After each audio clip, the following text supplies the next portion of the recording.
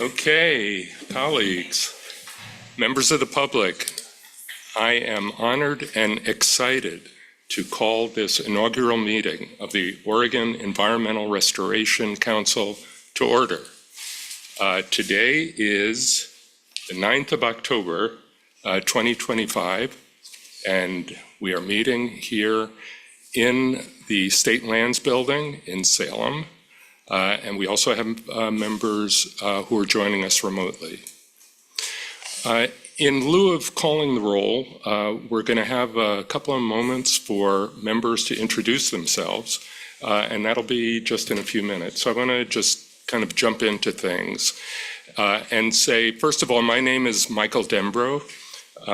Until about 8 or 9 months ago, I was Senator Michael Dembro and was involved in the legislation that created this council and this fund.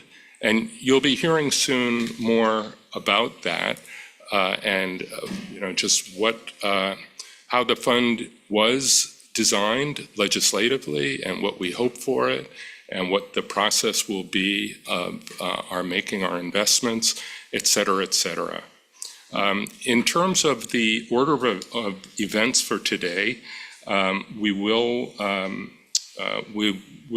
just in a couple of minutes ask people to introduce themselves, and we will then hear the background to the fund, the settlement that created the fund, and this new sort of agency that we have to do this work. We'll then have time for public comment, and then we'll take a brief break, and then we'll get into the issue of our investment policy and our distribution policy. And I will say, first of all, I want to introduce my co-chair here, Chuck Sams. The governor designated Chuck and I to be the co-chairs of this council. And she also designated Cheyenne Holliday to be our vice chair in this endeavor. We have been working initially on not on what we thought we would be working on. We didn't really get into this in order to come to understand the minutia of investments and investment strategies and all of those things that keep some people up at night, but that tend to put me to sleep, to be honest.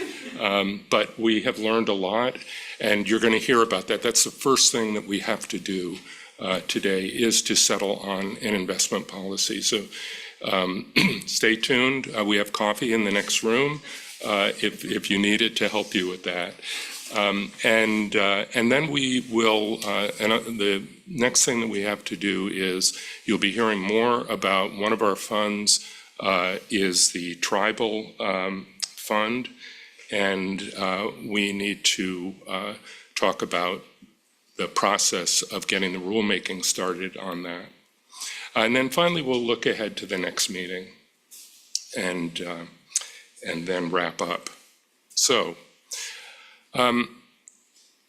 let me just say, first of all, that, for myself, I'm very excited about this program. And I think that the legislature, which doesn't always act in wisdom, but often does, and in this case, it did, in taking the proceeds from the settlement that we had with Monsanto and put it into a trust in order for us to make really important investments in cleaning up our environment, in mitigating the harmful effects of different activities that have done harm to our environment and our public health, and to create the possibility of investments lasting over the long term. And you'll hear more about that in detail. It is so exciting, particularly at a time where, we hear a lot of bad news, to be honest. And we're not seeing universal support for the principles of environmental health and public health in the way that we really need to. And this program is really going to help with that. So, Chuck, is there anything you want to say just to start? Thank you, Michael.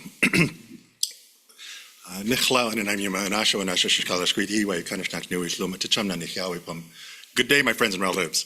My Indian name is Mockingbird with Big Heart, and I come from the place of the Big Springs on the Umatilla Indian Reservation, and the language I spoke to you was Umatilla with a Nez Perce accent as my language, because I learned Nez Perce first. No, I'm very, very proud of Oregon and their efforts to get this settlement, and the legislature for their wisdom of making sure that this is a multi-generational opportunity for us to look on how we can heal our environment. How can we look at ecosystem function in this state?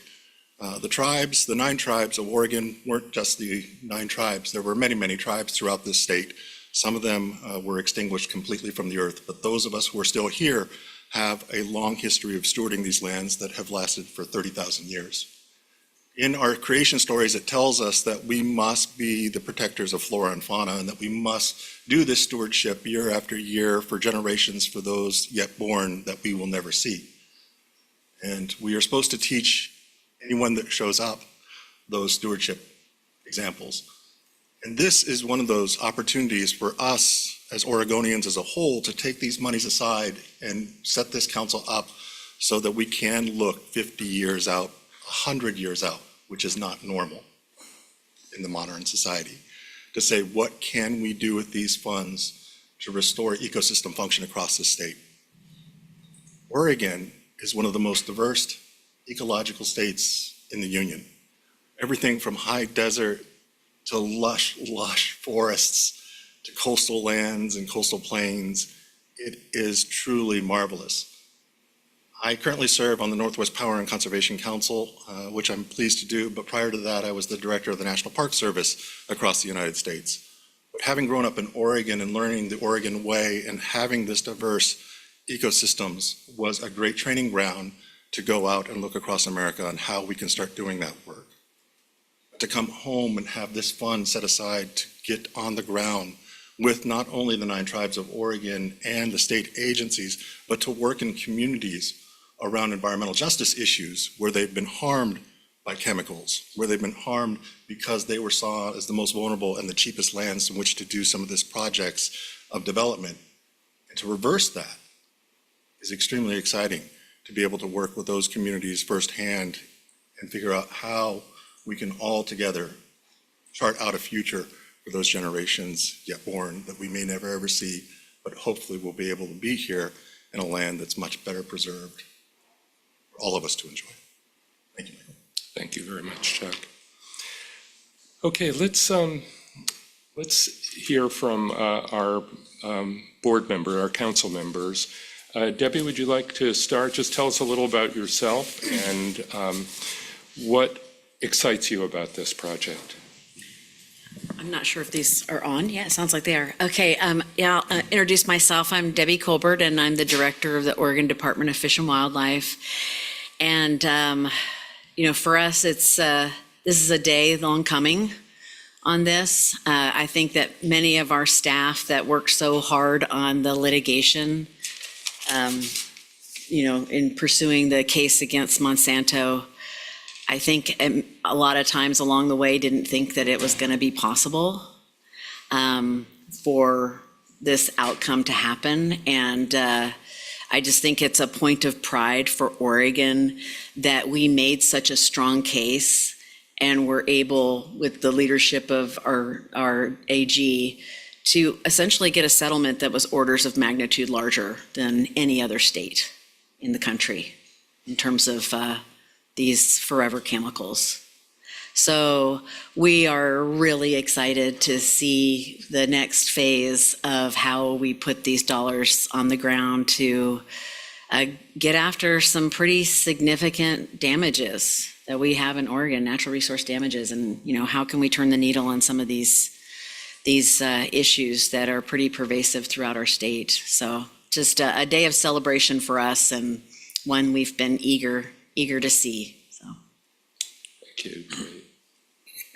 Ken? Well, hello, everyone. Ken Helm. I represent House District 27 in Beaverton and have represented that part of the state for going on 12 years here pretty quick. I am an attorney, natural resources attorney by trade, long retired from that, but my work at the legislature has been in those areas. And I have chaired our Agriculture, Land Use, Water, and Natural Resource Committee here for the last few years. Prior to that, our Water Committee, and prior to that, our Energy and Environment Committee. So these issues that we will be talking about, how we use this money to heal the land is right in my wheelhouse, and I've always been excited to be part of conservation efforts in the state. Just as important as that background is, I'm an avid outdoors person.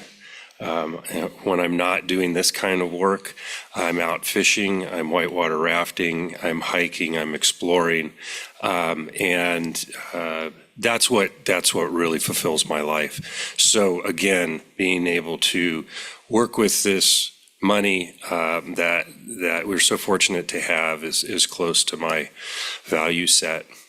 The one other thing that I'd say is this: I feel really lucky to be part of this group and making decisions about how these types of monies are directed. And I feel that the legislation that we passed, which I was a chief sponsor of along with Senator Dembro, we're able to protect this money from all the other uses in the state. And as somebody who has battled for dollars to go to our natural resources agencies for so many years and not been as successful as I would have liked, because there are other needs in the state that always trump the work that we're about here to do here. It's nice to have some protected money to work with and to match up with other federal monies and make the most of it. I'm happy to be here working with all of you. Thanks. Jeff? Good afternoon. I'm Jeff Huntington. I'm Governor Kotek's Senior Policy Advisor on Natural Resource Issues, and following on Representative Helm's comment, 2.8% of the budget and 14 agencies, and a lot of the issues that really matter to Oregonians come through that 2.8% of the budget. So it was with a lot of thoughtfulness and deliberation with Senator Dembro, Representative Helm, and I can't go forward without mentioning now Treasurer Steiner, who was very thoughtful in working with the governor's office to structure the legislation that is attempting to set the stage for this committee's work. So could not be more happy to be here. I echo Director Colbert's comments. The thought that we have a structure to acknowledge and recognize an approach for agencies, particularly DEQ and ODFW, to be in a position to do more than what they're allocated as part of that 2.8% is a big deal. And it's a long time in coming. We were really thoughtful about the structure so that there's that component for agency work, not just the two agencies, but those other agencies that may be intersecting with the mission of this board. And the tribal component is just a real opportunity for the state to step up in a way that it hasn't in the budgeting process and in policy arena. And then the grant program piece to accomplish exactly what Chuck has mentioned. So happy to be here and participate. Thank you. Thank you. Leah? All right. Thank you, Chair Dembro. My name is Leah Felden, and I'm the Director for the Oregon Department of Environmental Quality. Really happy to be here with all of my colleagues. This is exciting, as others have said. A bit about me, I've been in the director role for about 3 years now, and I was deputy director before that, but I also just celebrated my 20 years at DEQ, which is pretty hard to imagine, but there it is. And so I've been very fortunate to work with many of the people on this council over time on really important matters, and so I'm happy to be back here doing this work. Maybe what I will add in terms of the significance of having this fund and dedicated monies, as Representative Helm noted, under Oregon cleanup law, any cleanup that needs to take place is not funded by the general fund. It's funded by cost recovery by a responsible party. So that is how we fund cleanups in this state. And of course, if you're going to fund cleanups that way, there has to be a responsible party that's identified, and they have to have the money to be able to do it.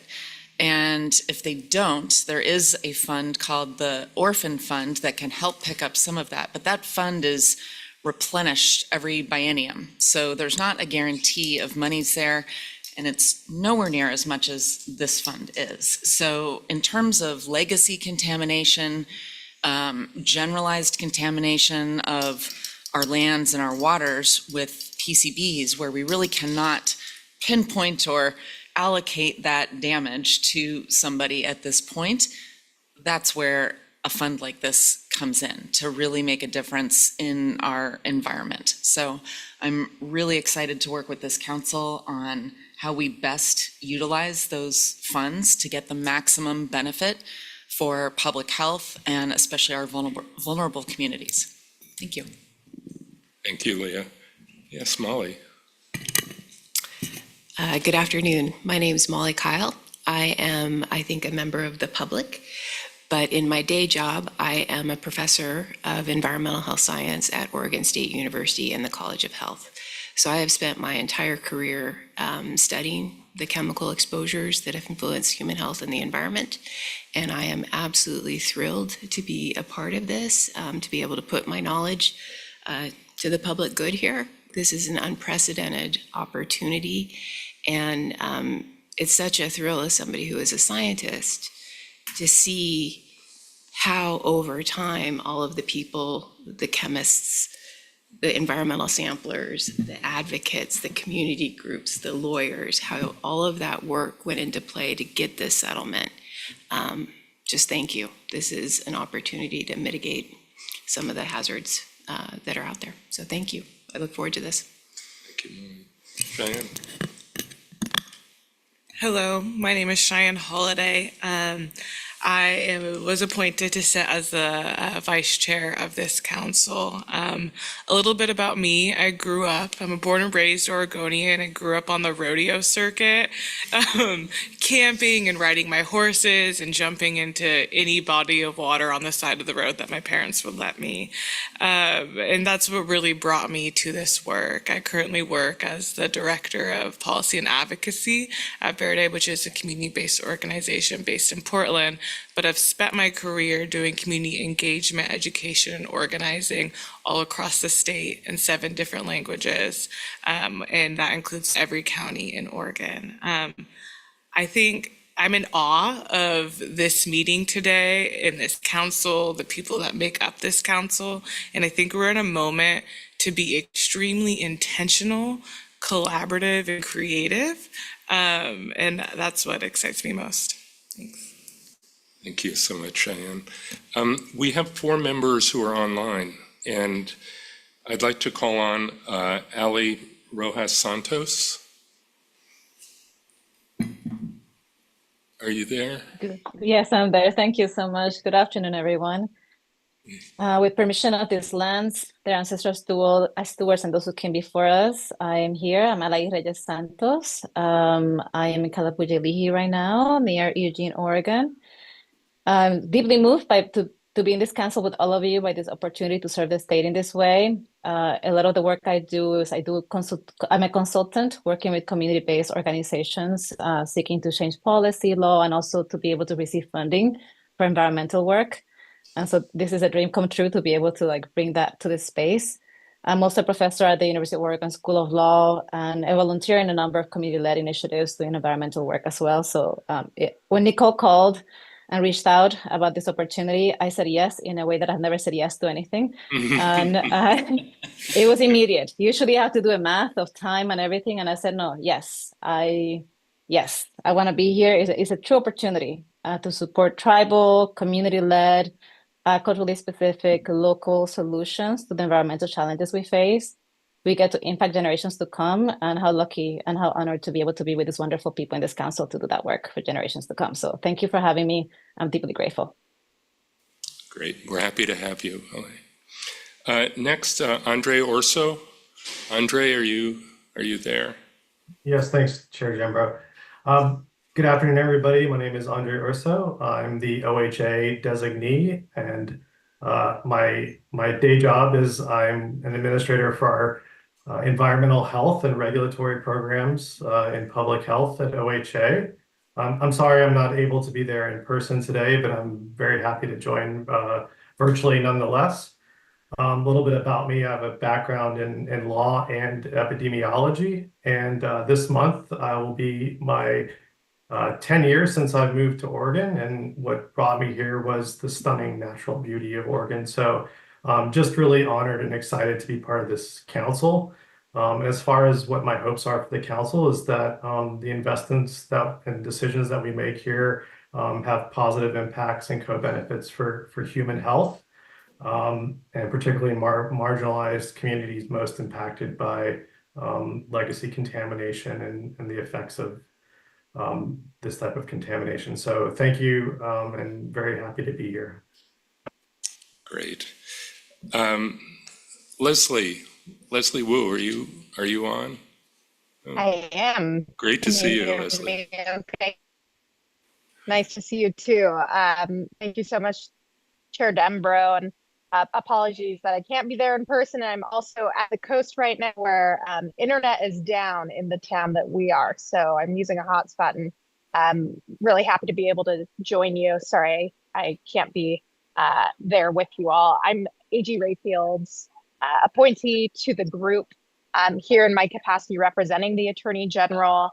I'll just make the disclaimer that I'm sure you'll hear moving forward in our meetings that I know we have wonderful contact counsel from our General Counsel Division at the Department of Justice serving in their capacity as contact counsel for this group. But I'm very, very pleased to be here with you. I'm representing the AG's interests, and I'm looking forward to learning from you all and having good discussion with you. So thank you. Great, thank you. And Senator David Brock Smith. David, are you on? I am, Chair Dembro. Thank you so much. And again, I too apologize that I can't be there in person. I'm traveling today. Don't worry, I'm pulled over. But appreciate the opportunity to join you all, of course, yourself and our department heads, the governor's office, and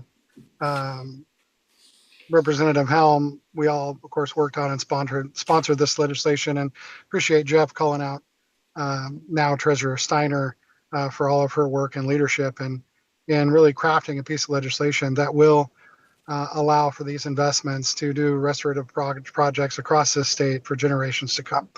And that's one of the things that I'm excited about, as you know, and many of you in the room know that I've been involved in the energy, environment, natural resources, ag and land use issues in Oregon for nearly a decade now, and longer than that in my other life before becoming a legislator. And it's an honor to be with you all to do this inaugural work and representing the Senate chamber and doing so, and my members and colleagues. So look forward to it. Appreciate all the smart people in the room that can assist us in moving forward for Oregon with these critically important projects. And David, did you tell us which part of the state you represent? I did not. Thank you, should. Chair Dembro. It is the most beautiful part of Oregon, and one of the most diverse in the state. It is Southwest Oregon, Senate District 1, which represents Curry, Coos, and Douglas counties. And we all know everything's better at the beach. So thank you. Thank you very much, David. Let me just say something about myself, Michael Dembro. I represented much of Northeast and Southeast Portland in the legislature for 16 years, first in the House for 6 years, and then for 5 years, and then in the Senate for 11. Chaired the Environment and Natural Resources Committee, and more recently chaired the Ways and Means Subcommittee on Natural Resources, which entertained and ultimately passed on Senate Bill 1561, which you're going to hear much more about. And, the genesis of that bill, at least this is my memory and I'm sticking to it, was I first became aware of the funds of the settlement, the Monsanto settlement, in a serious way while I was chairing that subcommittee, or co-chairing. I was the Senate chair. And there was talk about using part of the settlement for some derelict vessel cleanup. We had a problem with derelict vessels, a very serious problem, that were stranded, causing real harm to the water where it was. And we were desperate for money. As Jeff mentioned, we don't get a lot of general fund dollars here. And there was a need to do this work. And so, the thinking was, well, we have this settlement, let's use those funds. And I wasn't necessarily opposed to that because it was an important thing that needed to be done. But at the same time, it really made me realize that, this is a significant amount of money. And we really need to be thinking about using this in a very, comprehensive, strategic, kind of long-term, deliberate manner that really reflected our values as a state, to our values with respect to the environment, with respect to, the different populations of Oregon, the different parts of Oregon. We really needed to be much more deliberate about it. And I remember complaining about that to the then co-chair of Ways and Means in its entirety, who has already been mentioned, Elizabeth Steiner, who went on to run for and become our treasurer. And she became very passionate about this issue. And, as Jeff said, we really need to acknowledge her commitment, her passion for this. And I will say that in our discussions with Treasury to get this program going, they have been wonderful to work with as well. And so she's definitely given them the message. So anyway, I'm very, very excited to be doing this. Back in 2020, I promised my wife that I would not run after this 4-year term. And I have seen that, that end point coming with just more and more trepidation because there's so many problems for us to still address, so much work to be done. And so when the governor mentioned this possibility to me, I was extremely grateful, and I am grateful to be doing this work. And I will say just finally that this is a very unusual moment for us because the state does not create new commissions, councils, boards very often. And so to be at the very beginning of an initiative that's going to last at least 50 years is an extraordinary opportunity. And but we need to get going. And so to that end, I want to turn it over to our director, Nicole Manis, who can maybe say a couple of things about herself. And I also want to acknowledge Sarah O'Brien, who's in the room. Sarah's the director of our Oregon Watershed Enhancement Board agency, which this effort is nested within. And she is a wonderful person to be nested with. Nicole, please. Great. Thank you so much, Chair Denbrow and council members. Thank you so much for being here. Thank you for your service. My name is Nicole Manis. I am the manager of the Oregon Environmental Restoration Program. It is a huge honor to be doing this work. I come from the conservation world. I worked formerly for a conservation nonprofit, and I have a background in ecology and conservation finance. So hopefully that makes me well suited for this role.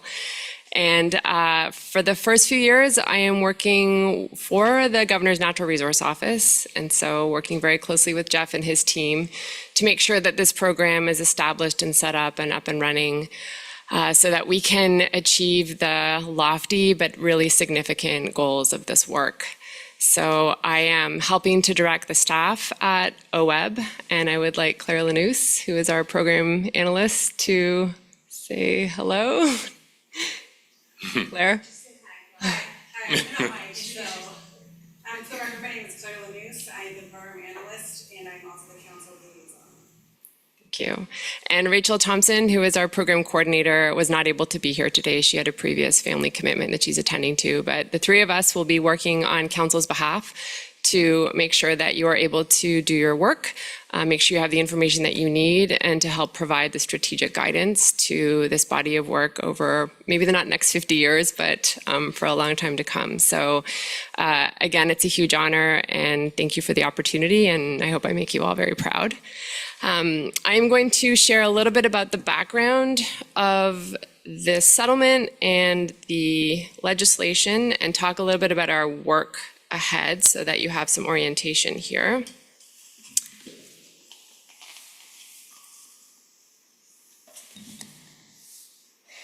Right.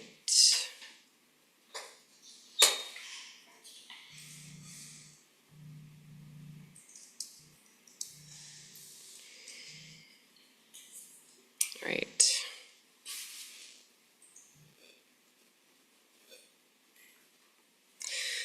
So a little bit today in terms of context, just about the Monsanto settlement agreement, which is what brings us here. A little bit about Senate Bill 1569, 61, which is being referenced in terms of our enabling legislation. A little bit about the Oregon Environmental Restoration Council and fund itself, and then the program of work that we will be undertaking as a team over the next sort of 2 years is where we have daylight on. So I think many of you will know that in 2018, the state brought a suit against Monsanto Company for damages caused by polychloronyl bisphenols in the environment. Instead of going to court, Monsanto settled in 2022 for $698 million. As I think Director Colbert mentioned, that was an order of magnitude above what was happening with other states in their settlements State of Washington settled for about 95 million. New Jersey, Ohio settled for 25 and 45 million respectively. So Oregon's settlement was significant and meaningful, and gives us a huge opportunity to build this fund and put the dollars to use. The settlement itself, that settlement agreement, is going to be important in helping us understand how we use these monies.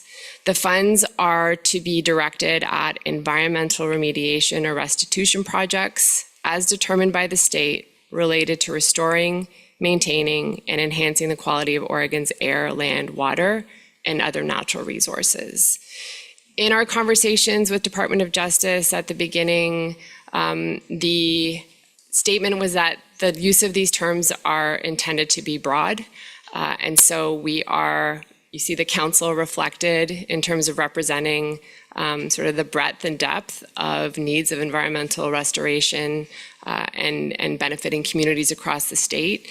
And so these settlement terms will be our North Star, but this council will be responsible for describing and directing how those settlement terms actually get implemented in program design and in delivery.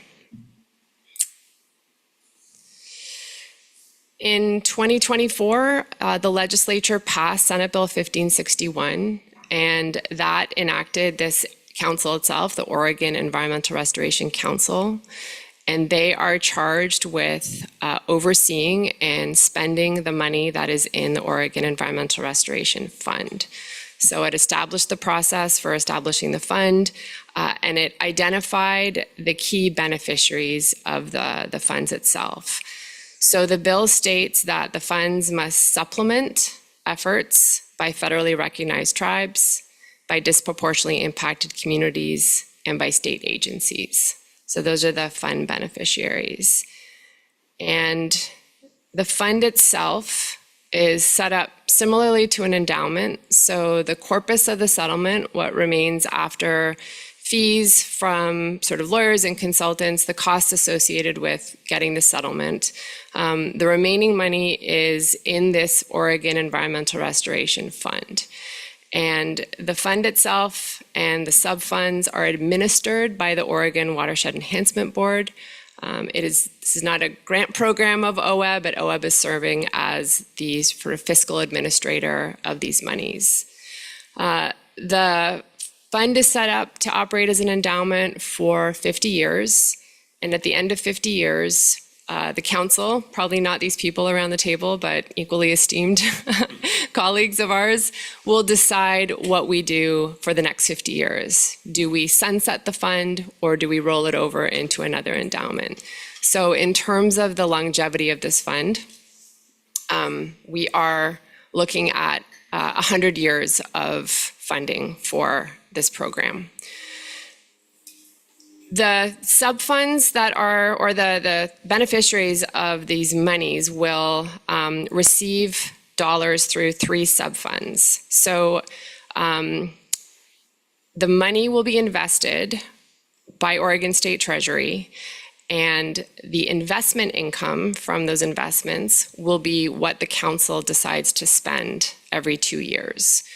So every 2 years, Treasury will let the council know how much money is available as a result of the investments that are made, and council will allocate 50% to a state agency program fund, 25% to a tribal nation natural resource program fund, and 25% to a community impact fund. And from there, those monies will flow out to those beneficiaries. As program staff working with council, we're at the early stages of designing this program. So we have not made decisions about how any of this will work. As Michael said, we're at the very beginning stages of actually determining how these monies will get invested by Treasury. So this is very much the ground floor of this program establishment and design. And we are working really closely with the language in Senate Bill 1561 to help us understand what our charges and what our responsibilities are on behalf of Oregonians to steward these monies and to deliver them.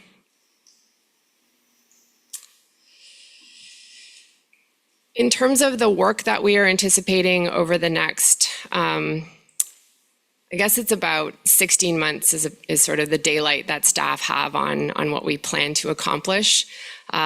We are having our inaugural meeting for council now in 2025.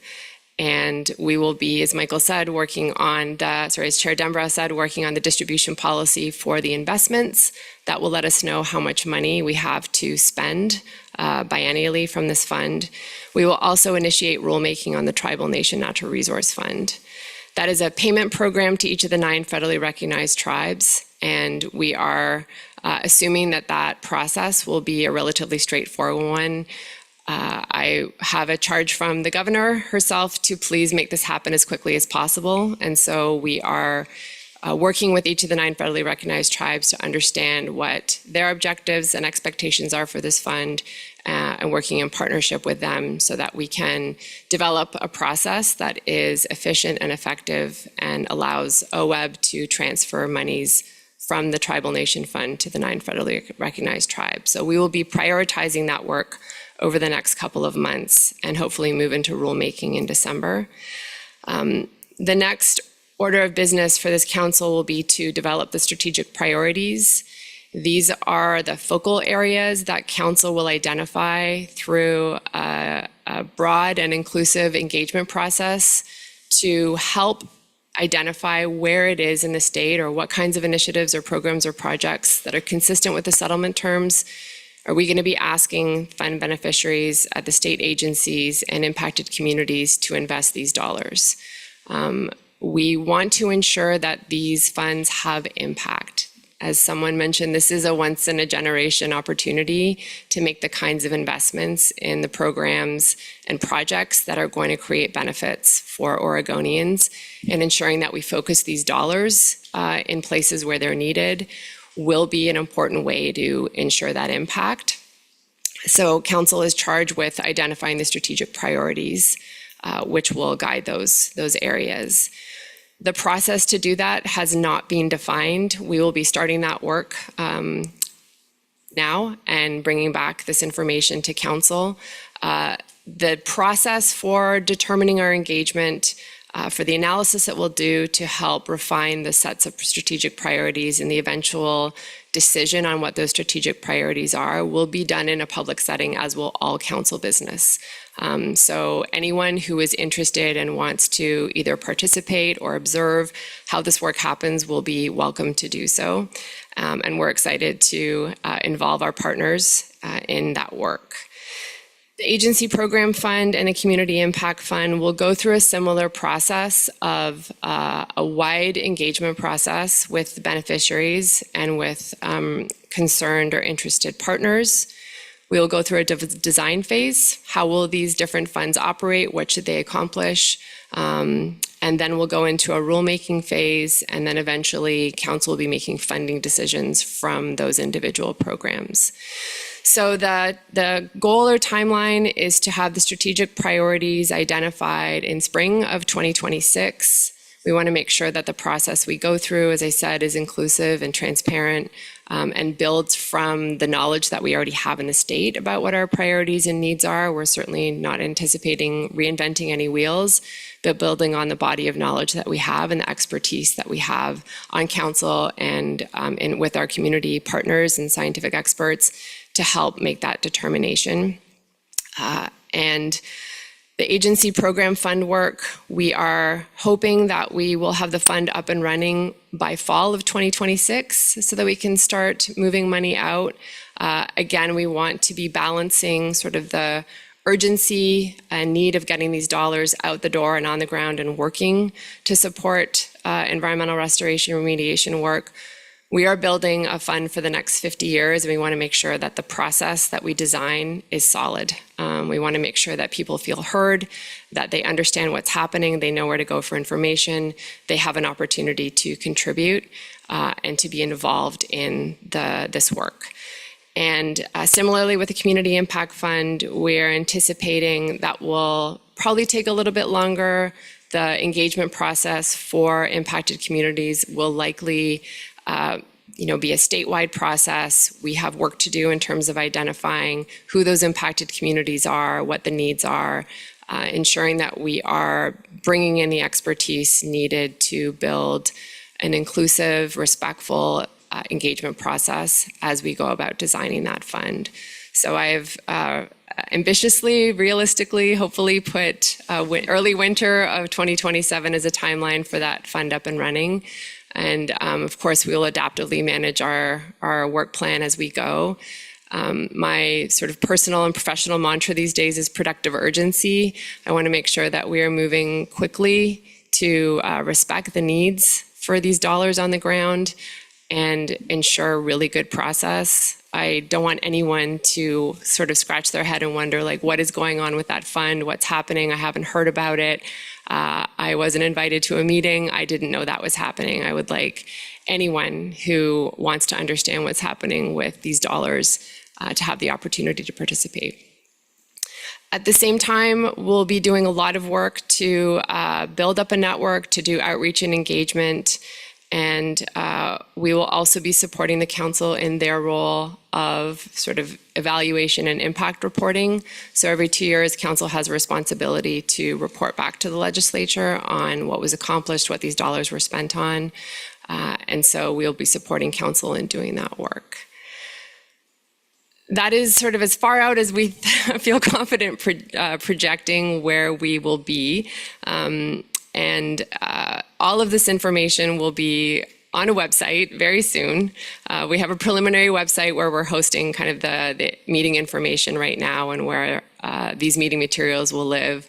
But very soon we'll have a much more detailed website with the work plan, with the information, the documents that are relevant to the work that we're doing so that folks can track what's happening and understand when meetings are, when would be key opportunities to engage and participate in this work, and to make sure that they're involved as they would like to be involved.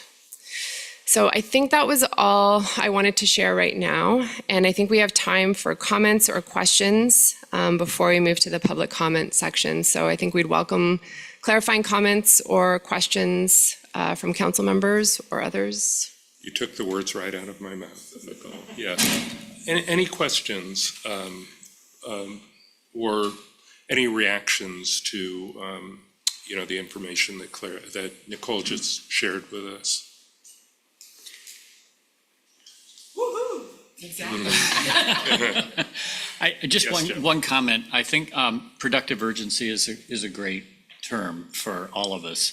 One of the reasons that this, I think, is set up the way it is for the state agency fund is something that I know that Leah and Debbie and state agency directors are all thinking hard about, and that is the governor's desire to have at least the structure created in place in time to have the state agency distribution folded into the budget process for agencies so that it's not out of sequence and out of sync with the things they need to do in order to get programs up and going that this council funds. So productive urgency in particular with that and with the Tribal Nation Fund are things that the governor had expressly asked Nicole to work toward.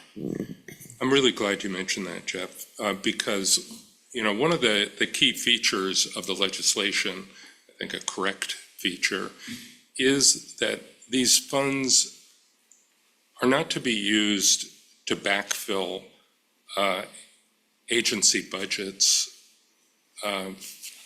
things that they were already investing in.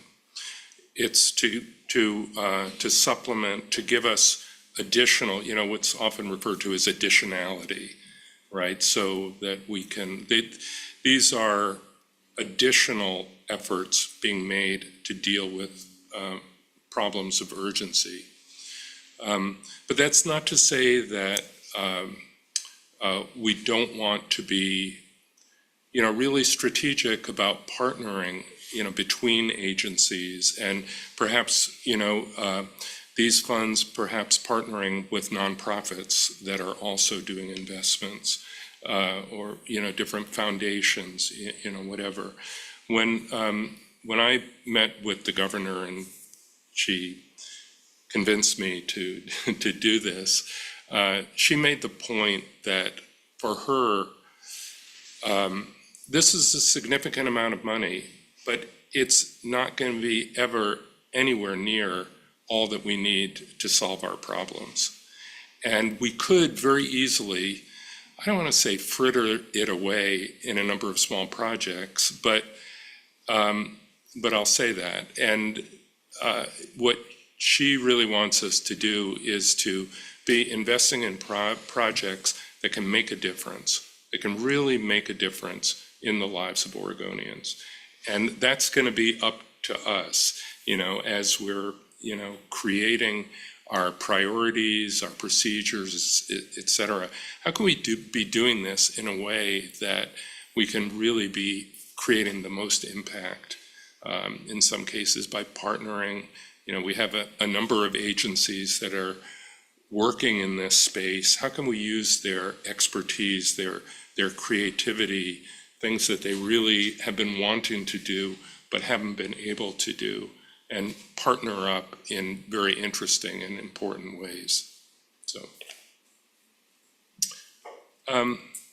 yes, Molly, please. I just have a question, actually. Within the timeline that has been laid out, does that fit within the budget cycle? It's been a while since I've paid attention to Yes, I think the short answer, Leah. at the macro level, yes. If we hit that October deadline, that's the governor's recommended budget's put together before December. Thank you. Also, colleagues, remember that this is a work in progress, right? This is a new commission, as I mentioned, a new council. This is a new process. And these first couple of years, we're going to be getting things off the ground.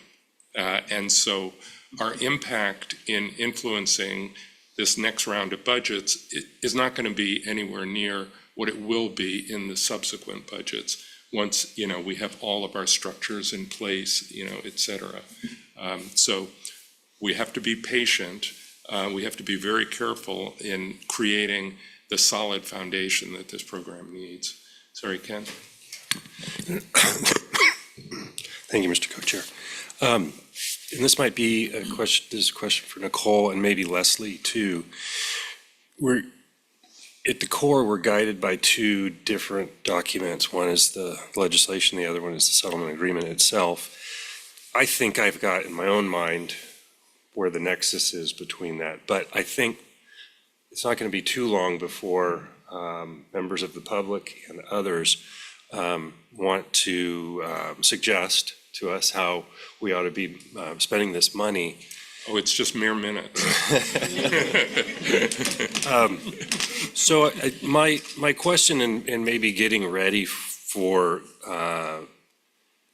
the discussion that is to come on how confined we are to the terms of the settlement agreement and who might be watching over the settlement agreement to make sure that we are spending the money in accordance with the words that are stated there. How should we think about the settlement agreement in particular? Is it like a contract? Are all the terms that we should be following, contained within the four corners of that contract? It seems to say that the state has a lot of discretion. I like the sound of that, but how true is it? And I think it'd be good for the public in particular to hear what our future flexibility might look like based on the settlement agreement. Yeah, thank you, Rep. Helm. I will attempt to speak and load my slides at the same time. We have the settlement terms on a slide that hopefully would be helpful in providing some of that detail. I think it's an important question for us to sort of a model to have in our head about how we think about this work and how we reference the settlement.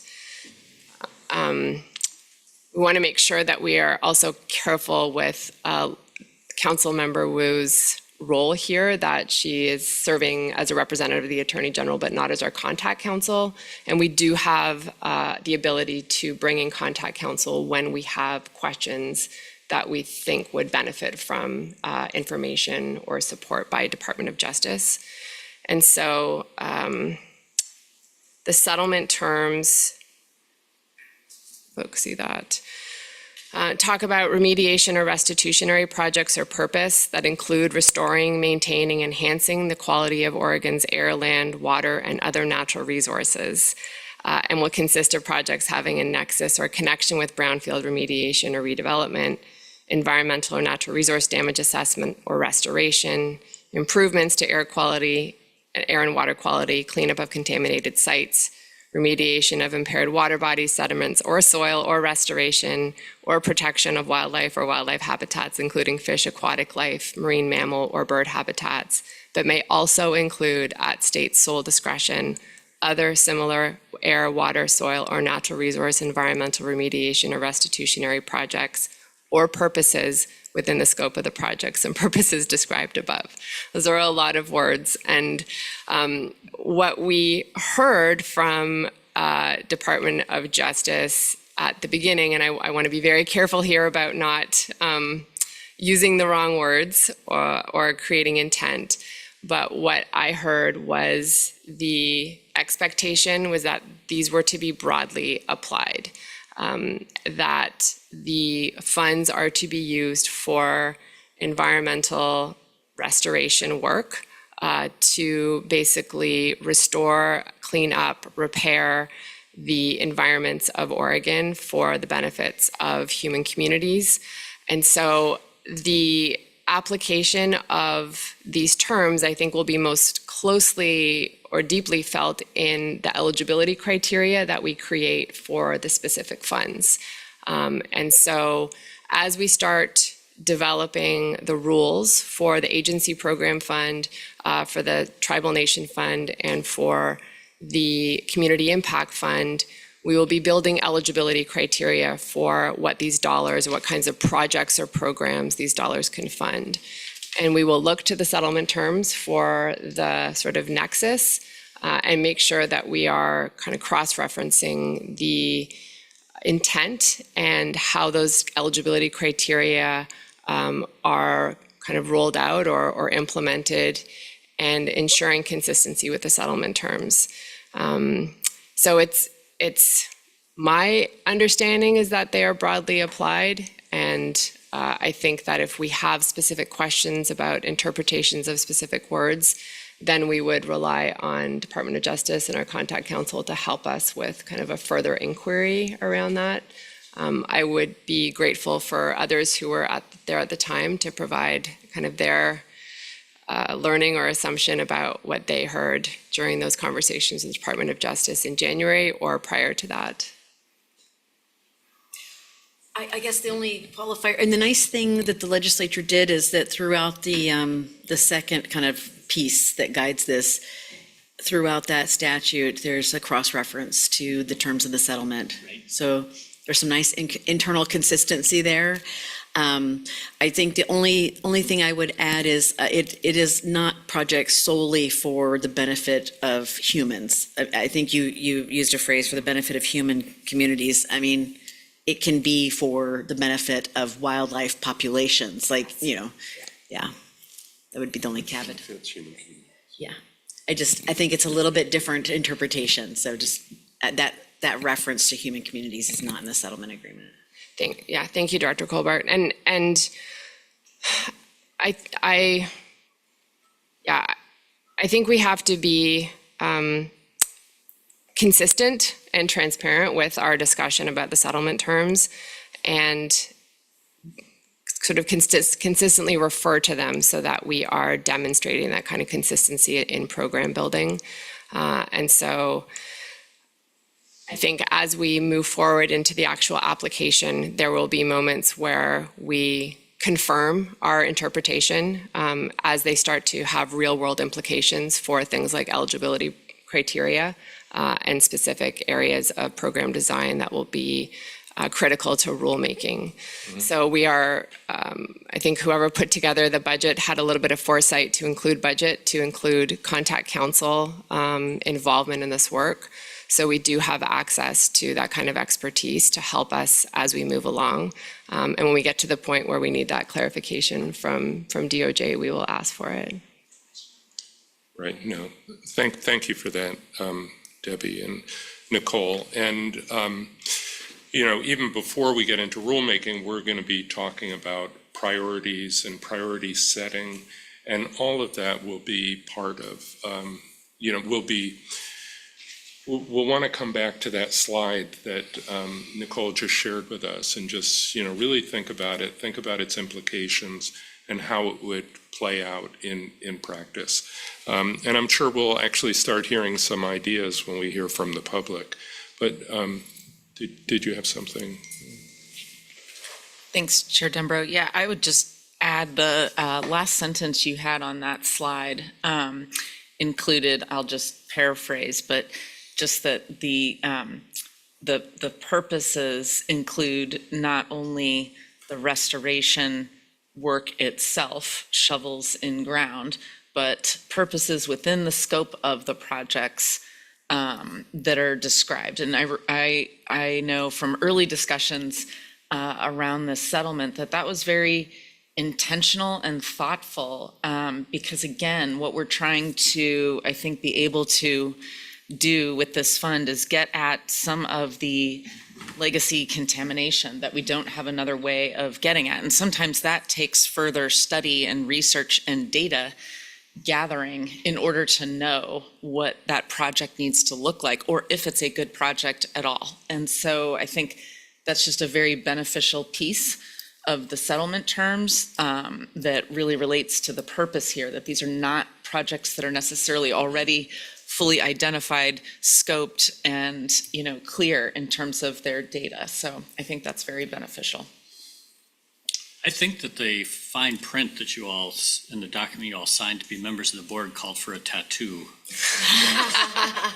Just so we don't forget. That's you too. It's a lot of words, but yeah. Thank you. That worries you? I'm sorry. We have a comment or question from Senator Brock Smith. David?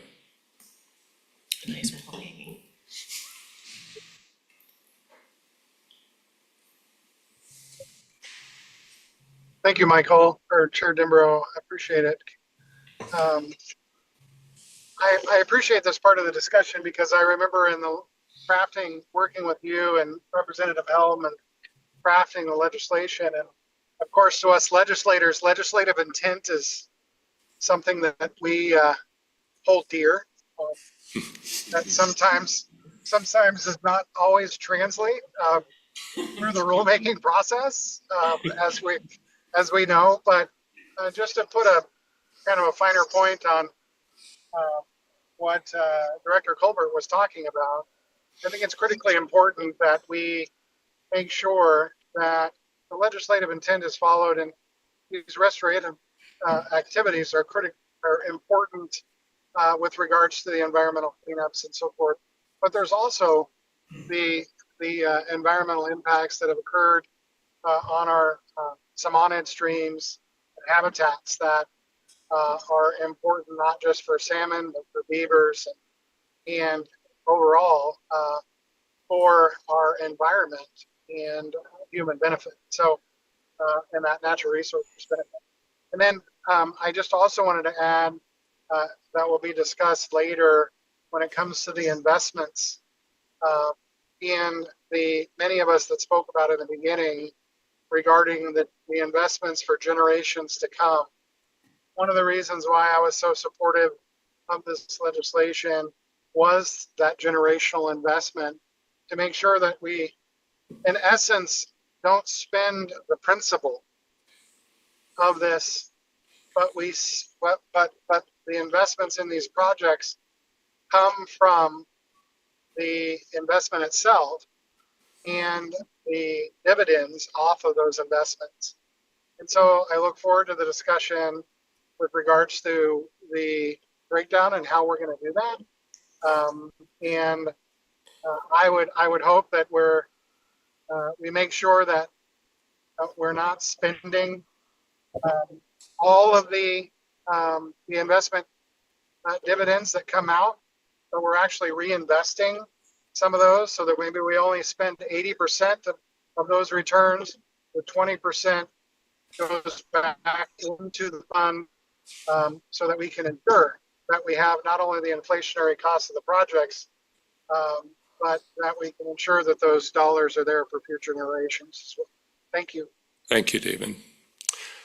Okay, I think it's time for us to hear from the public. Yeah. And we have received several pieces of written testimony, and those will all be available to you.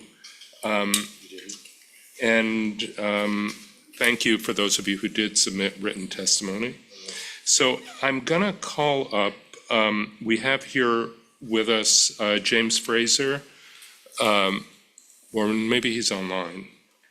Is it? Oh, there he is. Yeah. James Fraser, and then Michael Lang. So, James, if you would introduce yourself and speak to us. If you could keep your comments under 3 minutes, that would be great. And colleagues, the purpose of public testimony, of course, is to provide us with information. It's not to initiate a debate. But if you have any clarifying questions, please feel free to signal to me. James, thank you. Co-chairs Dembro and Sams, Vice Chair Holliday, and members of the council. My name is James Fraser, and I'm the Oregon Policy Director at Trout Unlimited. Thank you for the opportunity to provide comment during the first meeting of this body. I am honored and pleased to join you today. TU is a nonprofit dedicated to conserving cold water fish, such as trout, salmon, and steelhead, and their habitats. We have more than 350,000 members and supporters nationwide, including many members in Oregon. We also have about 20 full-time staff in the state, most of whom are project managers that spend their days restoring fish habitat, addressing fish passage issues, and working collaboratively with water right holders to lease and transfer water in stream to benefit native species. I'd like to use my time to talk about TU's interest and involvement in matters related to this council and its fund to date, and our perspectives on next steps in the future, especially with regard to the State Agency Program Fund. Trout Unlimited supported SB 1561, which established this program during the 24 session. At its only public hearing in Senate Natural Resources on February 8th, 2024, we were one of 5 NGOs to testify on the legislation and the means of implementing the related settlement agreement in Oregon law. We've been involved from the beginning of the public process, and we'd like to remain involved as you move forward. This program has the opportunity to achieve a tremendous amount of good work for Oregon over the next half century in the areas of conservation, environmental justice, and pollution abatement. Trout Unlimited has 3 suggestions for you as the council moves forward. Number 1, account for and prioritize the full scope of the settlement's purposes. Section 18 of the settlement expressly includes a broad scope of environmental restoration, natural resource conservation, work that's good for wildlife, and habitat protection efforts. To Councilmember Colbert's earlier comment, this includes, quote, restoration or protection of wildlife or wildlife habitats, end quote, separately from any direct benefit to human communities. We urge that you ensure parity between this conservation purpose and the other fund purposes related to environmental justice and pollution abatement. Number 2, take the time to make fully informed decisions in setting the strategic priorities. Section 9 of the bill sets a floor for determining these, whereby the council must compile data, hold a public hearing, and receive public comment before making a decision. TU recommends that as part of that process, the council invite natural resource agencies to present on the current status of initiatives related to the settlement's purposes and describe their key needs and opportunities related to the state agency fund. Number 3, involve the public and stakeholders in rulemaking advisory committees related to implementing the legislation. I will say now that Trout Unlimited is interested in serving on a RAC related to the State Agency Program Fund, as there's so much important work to do and so many new things that we could be doing. Like my previous comment about strategic priorities, we'd urge that you take the time to invite public comment on these issues as you prepare related administrative rules. We appreciate each of you and the chance to join the council's first meeting. Thank you. Thank you, as always, James. Michael. Good afternoon, co-chairs and members of the council. Thanks for the opportunity to provide comments today.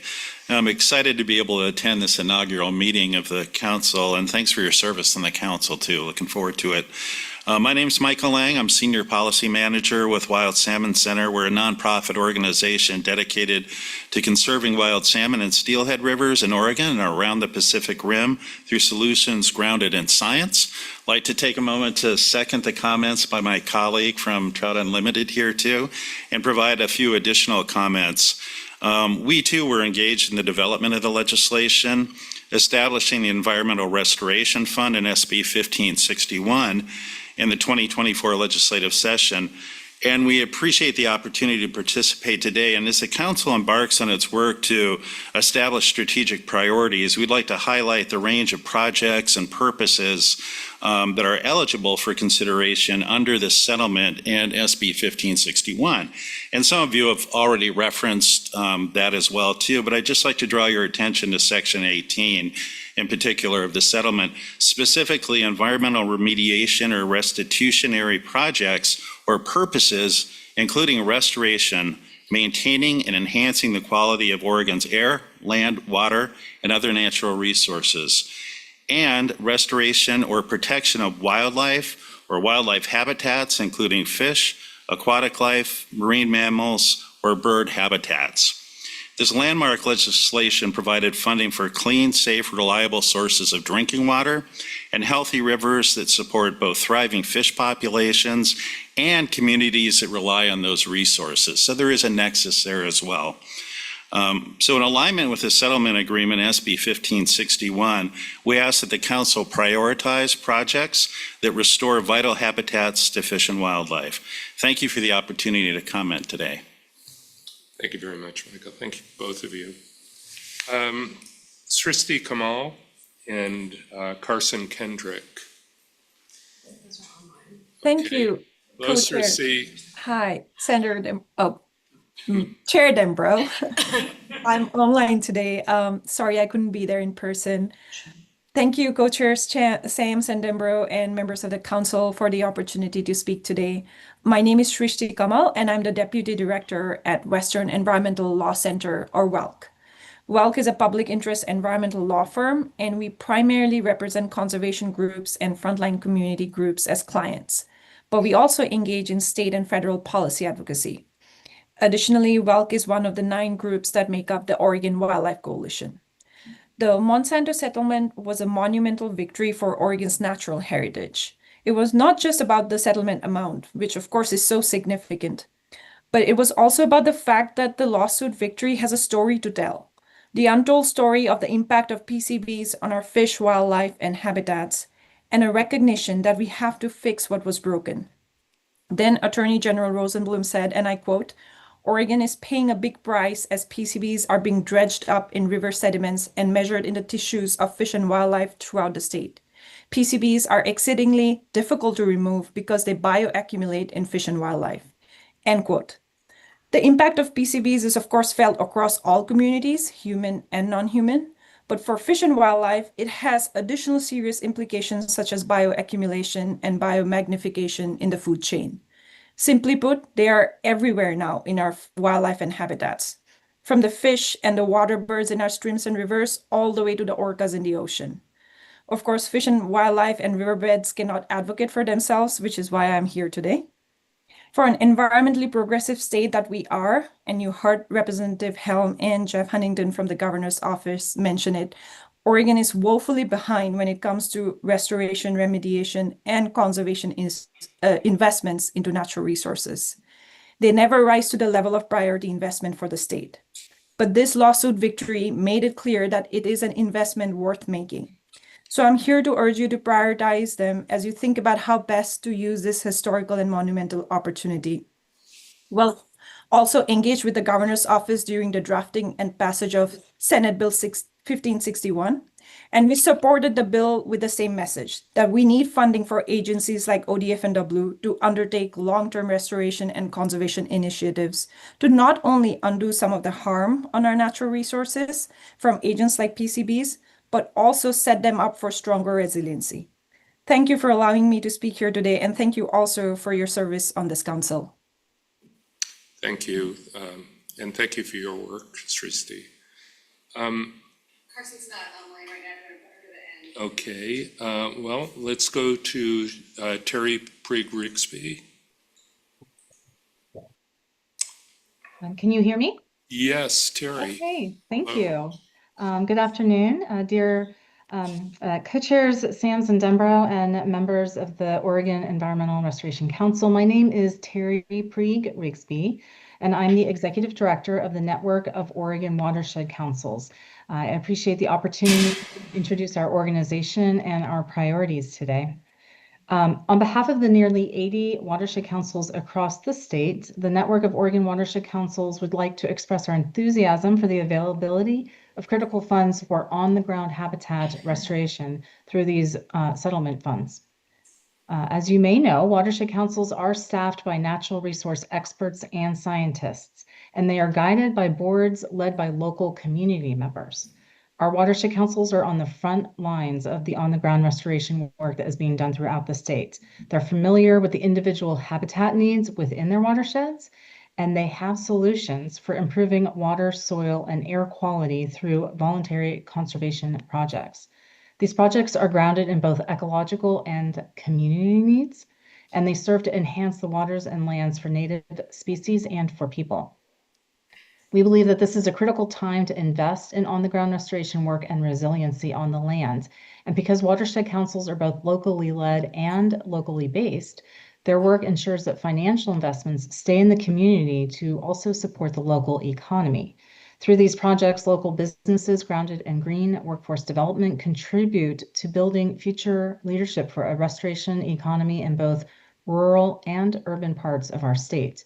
We look forward to the investments that will be made possible through the work of this council, and we hope that we can serve as a critical resource for implementation in both identifying priorities and for decision-making when funds are available. Again, thank you for the opportunity to submit testimony, and thank you for your service on this council. Thank you, Terry. We look forward to working with you. Thank you. And finally, we have Jenna Smith.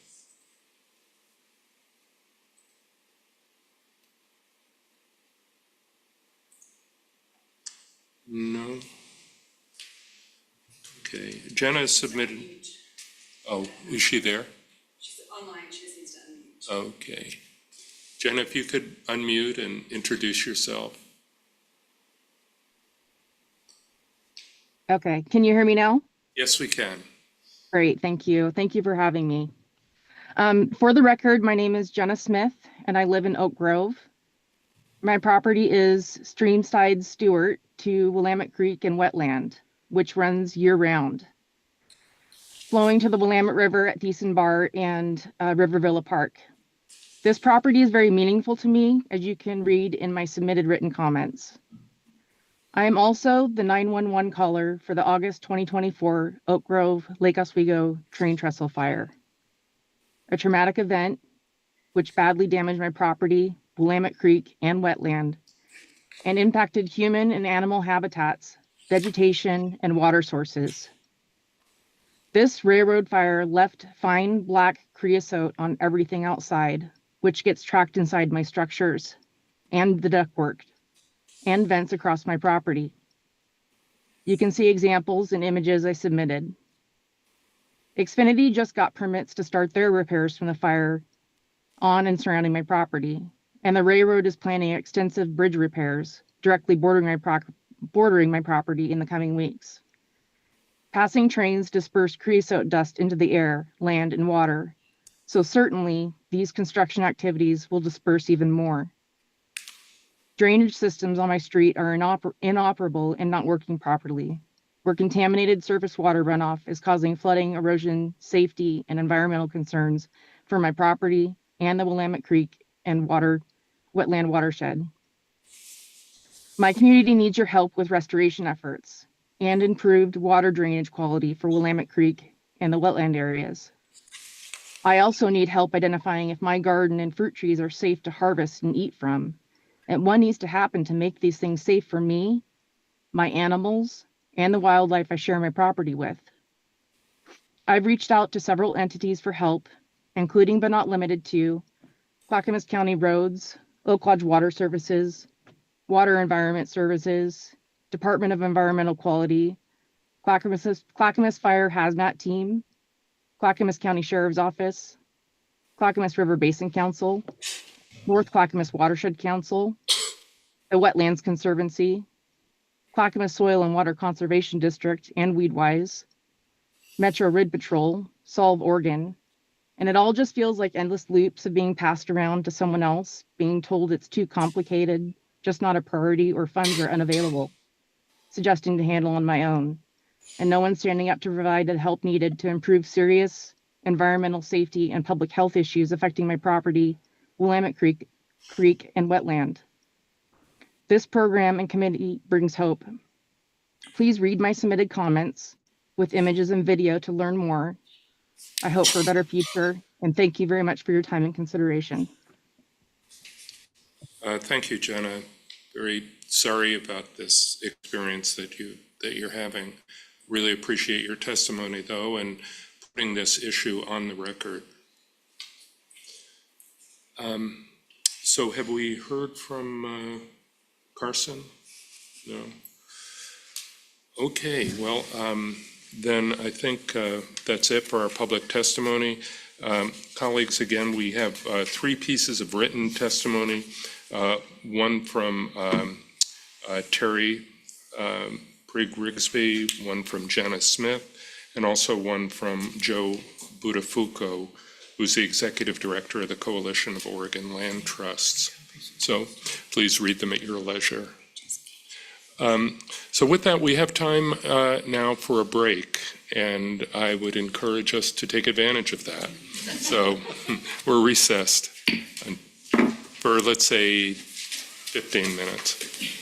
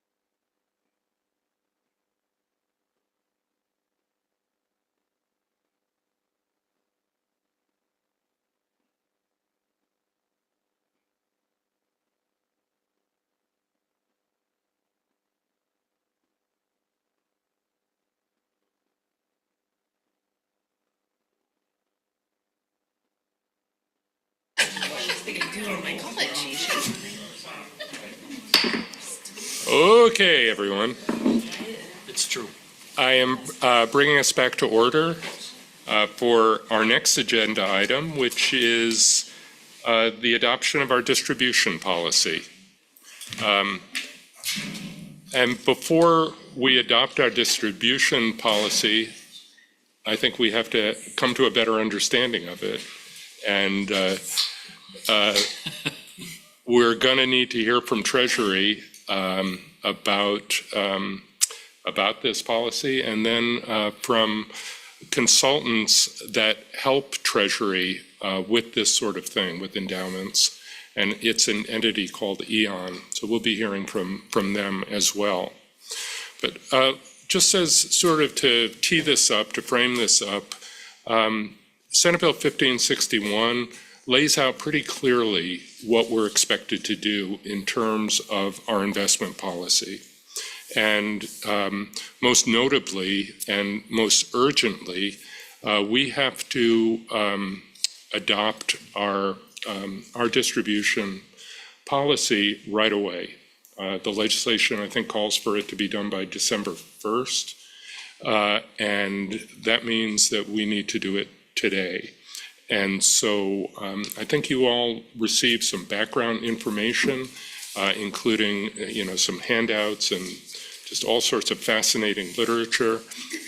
And you may have some questions about it. So that's why we have Treasury to help us with that, and we have EON to give us more clarity.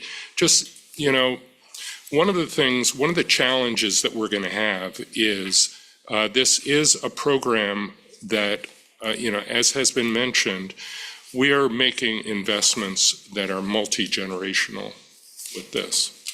But we also have projects that are in urgent need of being taken care of.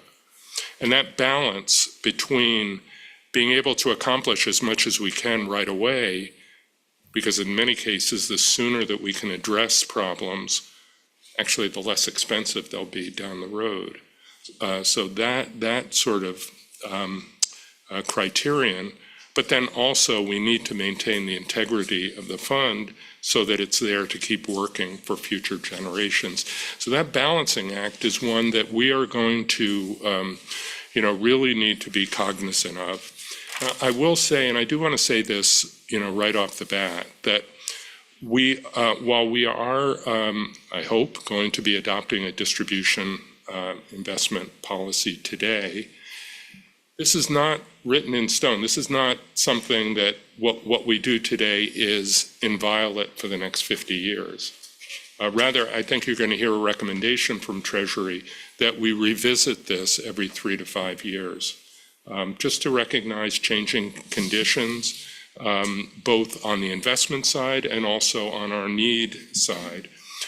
So being able to also take into account to be able to provide for certainty for our grantees, especially if they're doing projects that are going to go more than a year or two. And the legislation does allow us to do that because some projects will be kind of long-term projects. But we can't do that if we don't have certainty in what we're going to be distributing. So these are all things we're going to be considering and talking about. Nicole, okay, yes. So was there anything on that? I missed the slide. No, you covered. Okay, great. Okay, then let's hear from Treasury, if we would. Jamie McCreary, Carl Chang, are you? Are you people with us? Yes, can you hear me? Yes. All Hey, right. Jamie, thank you. Yeah, thanks for having us and nice to meet you all, the council. We're happy to be here. For the record, I'm Jamie McCreary, Service Model Program Manager with the Oregon State Treasury. And I have Carl Chang with the Treasury joining me as well today. For most of this, I think you wrapped it up really well, Co-Chair Debro, of we've been working very closely with OWEB, and we've also had some meetings with some of the council members to go over balancing the needs that we've been hearing, from all of you all today. And so we have Aon with us today. We have Ashley Westy and Raneen Jalajal, and they will be presenting the distribution policy recommendations and different scenarios that we've run for you all to go over. So feel free to ask any questions. And with that, I will hand it over to Ashley and Raneen.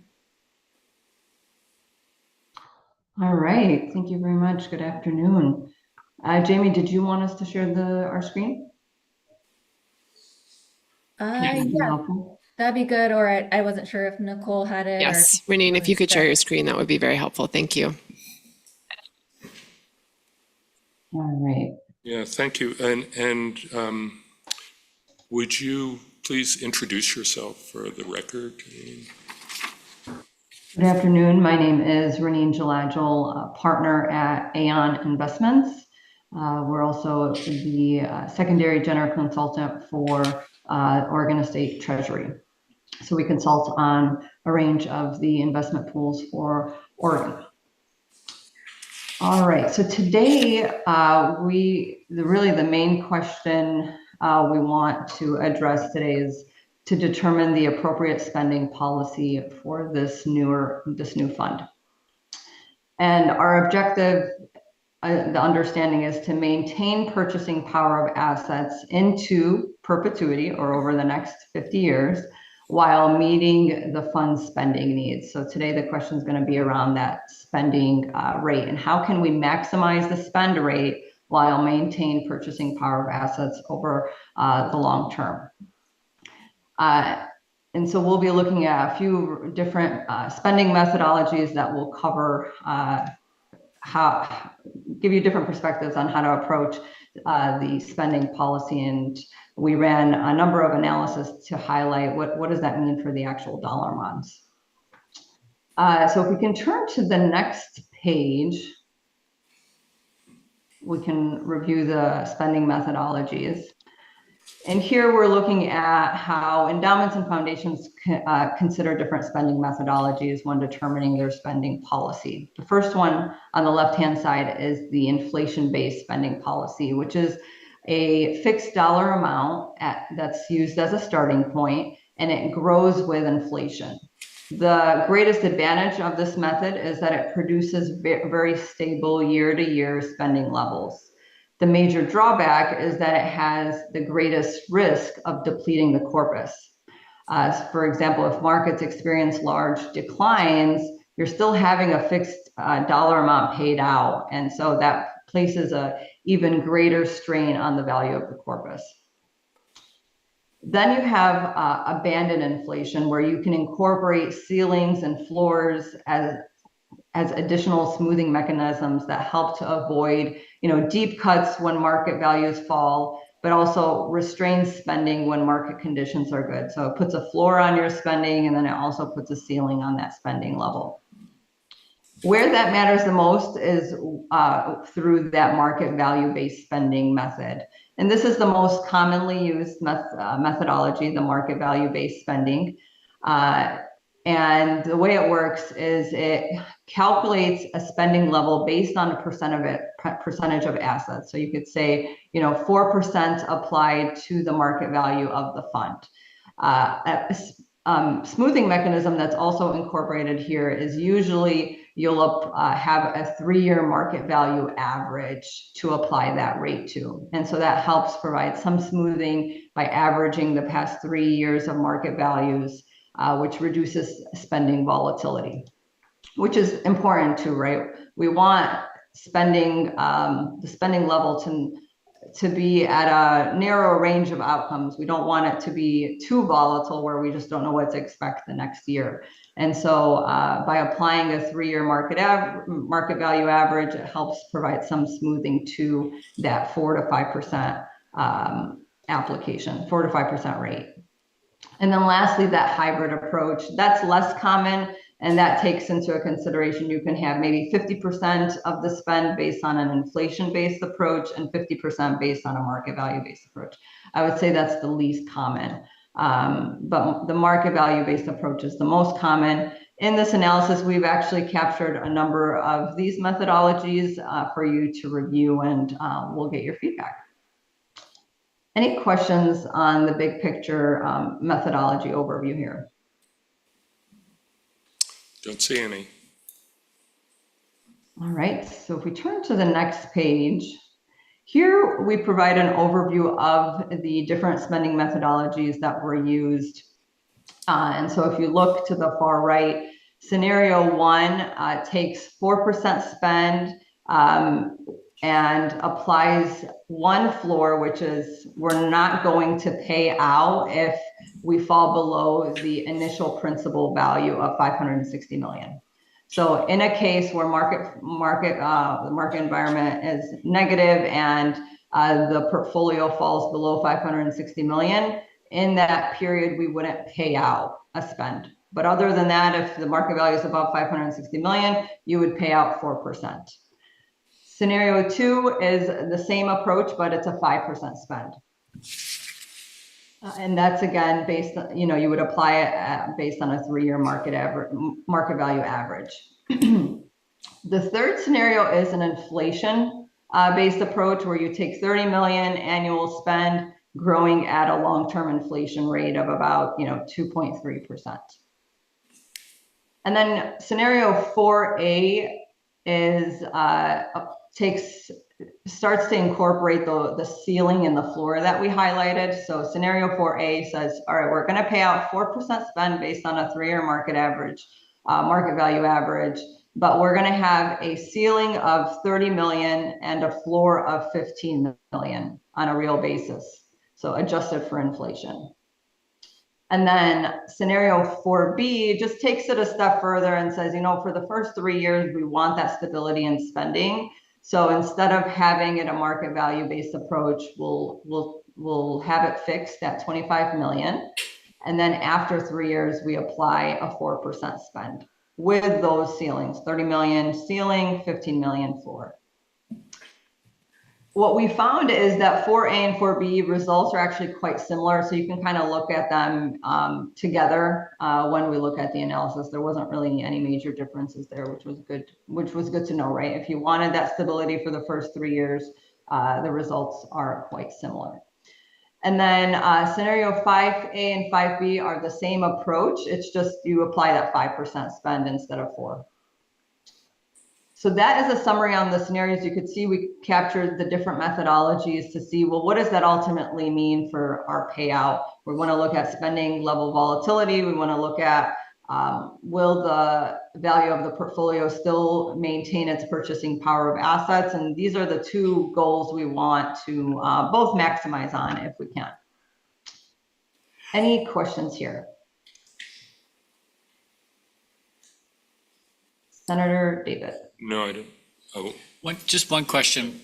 So there's a certain amount of the 560 that is interest that's been accrued since the settlement was deposited with the state.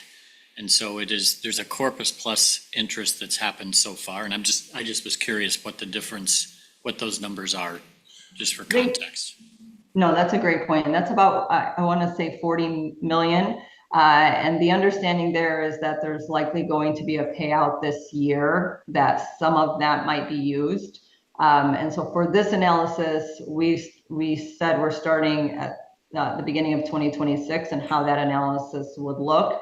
You may have a buffer, right? You may have 20 million or what the amount ends up to be that you can, you already have a starting point, right? You already have a buffer at the starting point of 2026. Reneen, this is Nicole, just for clarification. We have approximately $45 million in interest that was accrued between November 2023 and June 2025. And the fund is accruing approximately $2.3 million per month after that point. And so we've accumulated 3 months of interest. It's approximately 4%. So by the time we are ready to invest these funds with Treasury, we could have a buffer of about $52 million, $53 million on top of the corpus. Right, and so just to clarify, the legislation calls for us to preserve the corpus. And, the corpus is this approximately $560 million. And so, of course, $560 million, that will need to increase over time to keep up with inflation, because we wanted to have the purchasing power of $560 million, at the time that the corpus was established.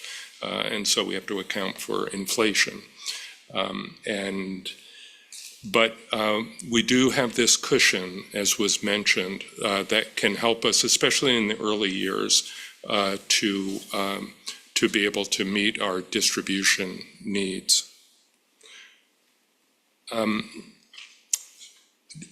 Yeah, did you have a question, Leah? My turn? Oh, sorry. Yeah, David and then Leah. Thank you. So I appreciate the presentation. Can you explain to me how in 4A, B, 5A, B, to my point earlier and Michael's point now, how we are going to be reinvesting into the corpus, into the $560 million to continue to grow that principal with the interest funds, please? Thank you. Sure. And so the analysis here, what we did first and foremost is we said, okay, if we are looking for a 4 to 5% spend, which is generally the average rate across endowments and foundations, because when you add the spend rate of 4 to 5% plus inflation, plus a long-term inflation rate, you're looking for a required rate of return of 6.5 to or 6.3 to 7.3%. And so once you start to have a higher required rate of return than that, you're taking on a bit more risk in the asset allocation mix. And so that's when we first start with a spending analysis, we want to understand, well, what's the required rate of return? And so the range that we're targeting when determining an asset allocation is around 6.3 to 7.3% based on where the council decides on the spend rate. And then we worked on a range of asset allocation mixes that were considered by Oregon State Treasury, and that will be proposed to the Oregon Investment Council later this month for approval, based on what your required rate of return will be, which again, the first discussions are on that spending policy, which will help determine that. So the asset allocation, that specifically your question, provides exposure across a range of asset classes. Ashley, I don't know if you wanted to jump to that. We included it in the appendix for reference, just to give you an understanding of the type of asset class exposure. So here, if you go to the prior page for 1 second, you could see here, you start with what's the spend rate, you apply that inflation, long-term inflation rate, and then you have this required rate of return. And that's usually the starting point. What are we trying to achieve before determining that asset allocation mix? Then we move on to the asset allocation mix. And here we show 3 asset allocation mixes, model portfolio 1, model portfolio 2A, and 2B. And so you'll see it's quite diversified across return-seeking assets, as well as return-seeking assets, which would include public equity, private equity, some return-seeking, see both public and multi-asset credit, which is high-yield bank loans, emerging market debt, and then private. There's a good in model portfolio 1 and model portfolio 2A. And then you could see you have some inflation protection assets as well within real assets, and that incorporates real estate and infrastructure, both on you can see it's open-ended assets, so that means it provides generally in a normal market environment quarterly liquidity. And then moving down, you have liquid alternatives that provides further diversification, really achieving return at a lower equity beta. So it's just a nice diversifier. And then we move into the risk reducing bucket, which is core fixed income. And so really the portfolios here, the main difference is around the risk posture, and that's really driven by that core fixed income bucket. Model portfolio 1 is more conservative with about a 25% allocation, and then achieves a bit more return by reducing that core fixed income in model portfolio 2A and 2B at 15%. So if the committee or if the council decides our spend rate is going to be 4%, then model portfolio 1 could be appropriate. If the council moves to a more 4.5% to 5%, then model portfolio 2A and 2B align more to help preserve the corpus. And so we looked at all three based on that range of required rate of return, and we'll be presenting this to the council in October, later in October. So, Renine, I think the key question here is around risk. And, we need to understand what is acceptable risk in terms of preserving the corpus.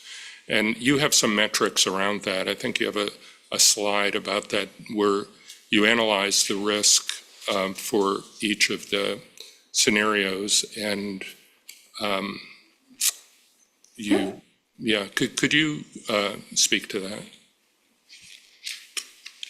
Sure. And so on this page, this might be the page you're referring to, where we're looking at the projected real asset growth of the portfolio over the next 10 years. And it really looks at the best of times, the worst of times, and everything in between. And that dashed line in the middle, that's your median case across these scenarios. And then looking at a pessimistic scenario, that's your bottom line. That's that 5th percentile scenario. And what you could see here is that scenario 1 and scenario 2, really that median case of around 6 here for scenario 1 and 2, the median case is that the portfolio would grow on a real basis from 560 million to 685 million, for example. But the median is actually quite similar across these scenarios. I would say that if we're targeting a 5% spend, I would look at scenario 5A, and that's really your median expectation of 574 million. What to think about here is that if the goal is to maximize spend while maintain the purchasing power of assets of 560 million, then maybe the goal is not to see that dash line increase too much, right? You want it kind of just to stay stable. And so scenario 5A really achieves that goal, if that's the case, that we want to maintain the purchasing power of assets at the median basis while maximizing spend. But of course, these are range of outcomes looking at 5,000 simulations. And so there are extreme events where you could see that corpus falling below if there are, significant and consistent negative market environments, for example, at that 5th percentile scenario.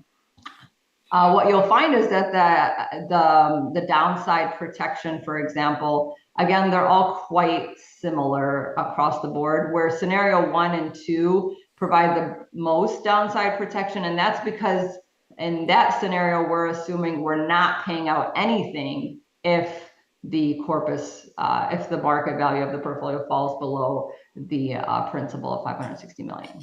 So those are instances where you can argue that the spending level of volatility is quite high, right? Because there could be periods of just a zero payout, and that just may not be acceptable here. And so that's where we find that scenario 4A and 5A give you a floor of, at a minimum, you get, the portfolio is able to pay out 15 million on a real basis. But again, it gives you an ability to have a buffer because you have the ceiling at 30 million. So these are, just gives you an understanding of the range of outcomes. Thank you. Yes, Leah. Thank you, Chair Dembro. Thanks for this. This is very helpful, and hoping this question might help us get to that next layer of risk. But I'm curious, in terms of the interest that has accrued so far, if we were to take that as a real example for what we've accrued and consider whether we would be able to make a 4 or 5% distribution right now based on whatever the average percentage, that interest has represented so far. I'm curious, or, in other words, would we be at risk of dipping into the corpus with what's been accrued in interest so far if we were making spends at 4 or 5% today? I think that's a great question, and it goes to the next page, just to give you an understanding of what a 4 and a 5% mean to the spend. And so the starting point for a 4 to 5% rate would be, let's just say 22 to 25 million, I would say. And so you would have that buffer as a starting point. And because you have a higher yield environment today than we were 10 years ago, you're able to generate, just by being in cash, you're able to generate, that 5% return. And so by moving into a broad range of asset classes, the goal is to generate a higher level of return of that 6, if you looked at the model portfolio page, it was around 7% and above for those 3 portfolios, obviously a forward-looking expectation. But that buffer of 45 million to 50 million that was stated is certainly a good buffer to absorb some of the early distributions without having to dip into the corpus. Okay, any other questions? Okay, then I'm going to ask the co-chair to make a motion. I have a question online. Oh, we do. LIE, please. Yeah, thank you so much. And thank you so much for going through the slides with us. It really helps. I was wondering if you could review the slide where you talk about probability of preserving purchasing power. And if you could describe in more concrete terms a scenario for A and for B. I'm trying to understand the piece about the floor. And also I imagine other people have a high learning curve on this piece. So I think that could be really useful. Yeah, no problem at all. And I love this page for the discussion we had around what's our goal, right? Do we want to see that corpus grow in a meaningful way? And so this is a good illustration where we're looking at not just over the next 10 years, but we're looking at over the next 30 years, what's the probability of preserving the purchasing power of assets. And for what you'll see is 4A and 4B have about a 70% probability of preserving the corpus over 30 years. And it's because of that stability in the spending where you have that ceiling. So even in very strong market environments, you're saying, we're just seeking that 30 million on a real adjusted basis. And then that floor of, if there are sell-offs in the market environment, you're saying we just need, at a minimum 15 million on a real adjusted basis. So what I mean by real adjusted basis is that when you incorporate inflation, you're getting a higher level spend level. So that 30 million ceiling and 15 million floor is actually higher in inflation periods where inflation's higher. But what I wanted to highlight was actually scenario 5A and 5B where you're paying out 5%. The way we look at this chart is that anything above 50% is good, right? That we have a 50% chance of preserving the corpus. The question is, how much of a buffer do we want, right? And so a 70% probability has a much more sizable buffer in growing the corpus than a 58%, for example. But a 58% is still above 50, and it's giving you that stability that you're maintaining the corpus. Expectation is that you're maintaining the corpus while still kind of maximizing that spend. Yeah, Nicole, Yeah, I just wanted to add some additional information that we've been able to glean in our conversations with Treasury leading up to this decision point. So in order for Treasury and Oregon Environmental Council to move ahead with investment of the funds and start generating a return on investment, they need this decision that will go into our investment policy statement.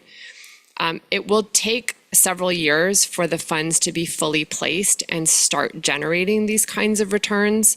And so it may not be, it might be 3 or 5 years before we start seeing this kind of return on investment and the full availability of our distribution to send to the 3 sub-funds. And so how we utilize this interest buffer in the first couple of years is really important.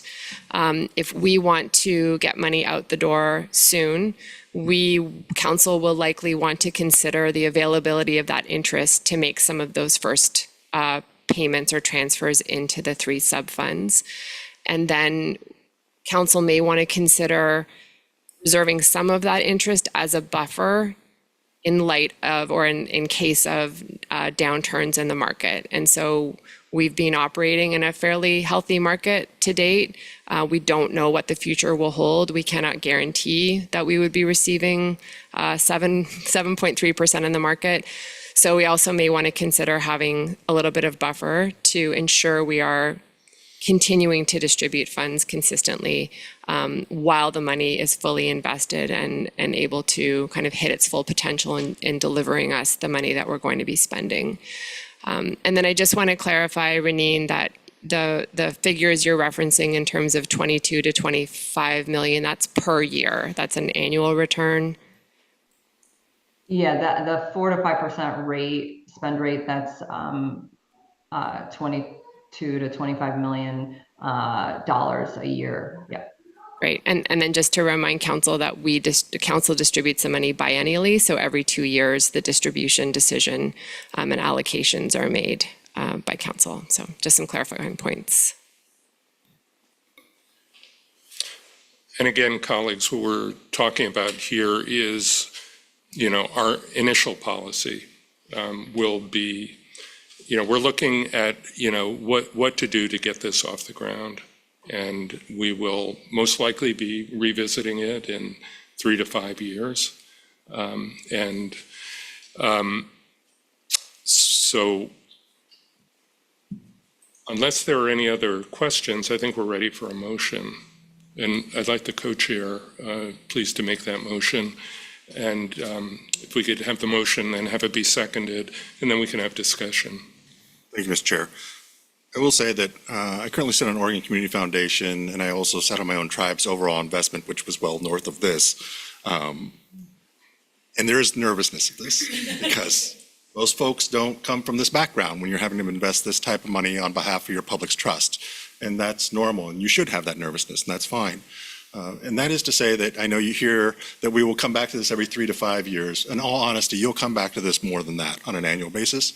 And we're very fortunate that we can actually bring in additional outside experts as a subcommittee to advise us from time to time on this. And so we started talking about that very early on, about other folks that we want to bring in that allows, when we set up and chartered the council, to bring that type of expertise forward to advise us on what this will look like. And the Treasury was very helpful in helping us think that through, I will say. So with that said, I move that the Oregon Environmental Restoration Council recommend a long-term distribution policy of 5% to the Oregon Investment Council for inclusion in the Oregon Environmental Restoration Fund's investment policy statement. And is there a second? I will second. Okay, so Jeff has seconded. Mr. Chair, can I ask a quick question? Yes. That motion is which scenario? Yeah, 5A. We're really looking at 5A. Okay, thank you for that translation.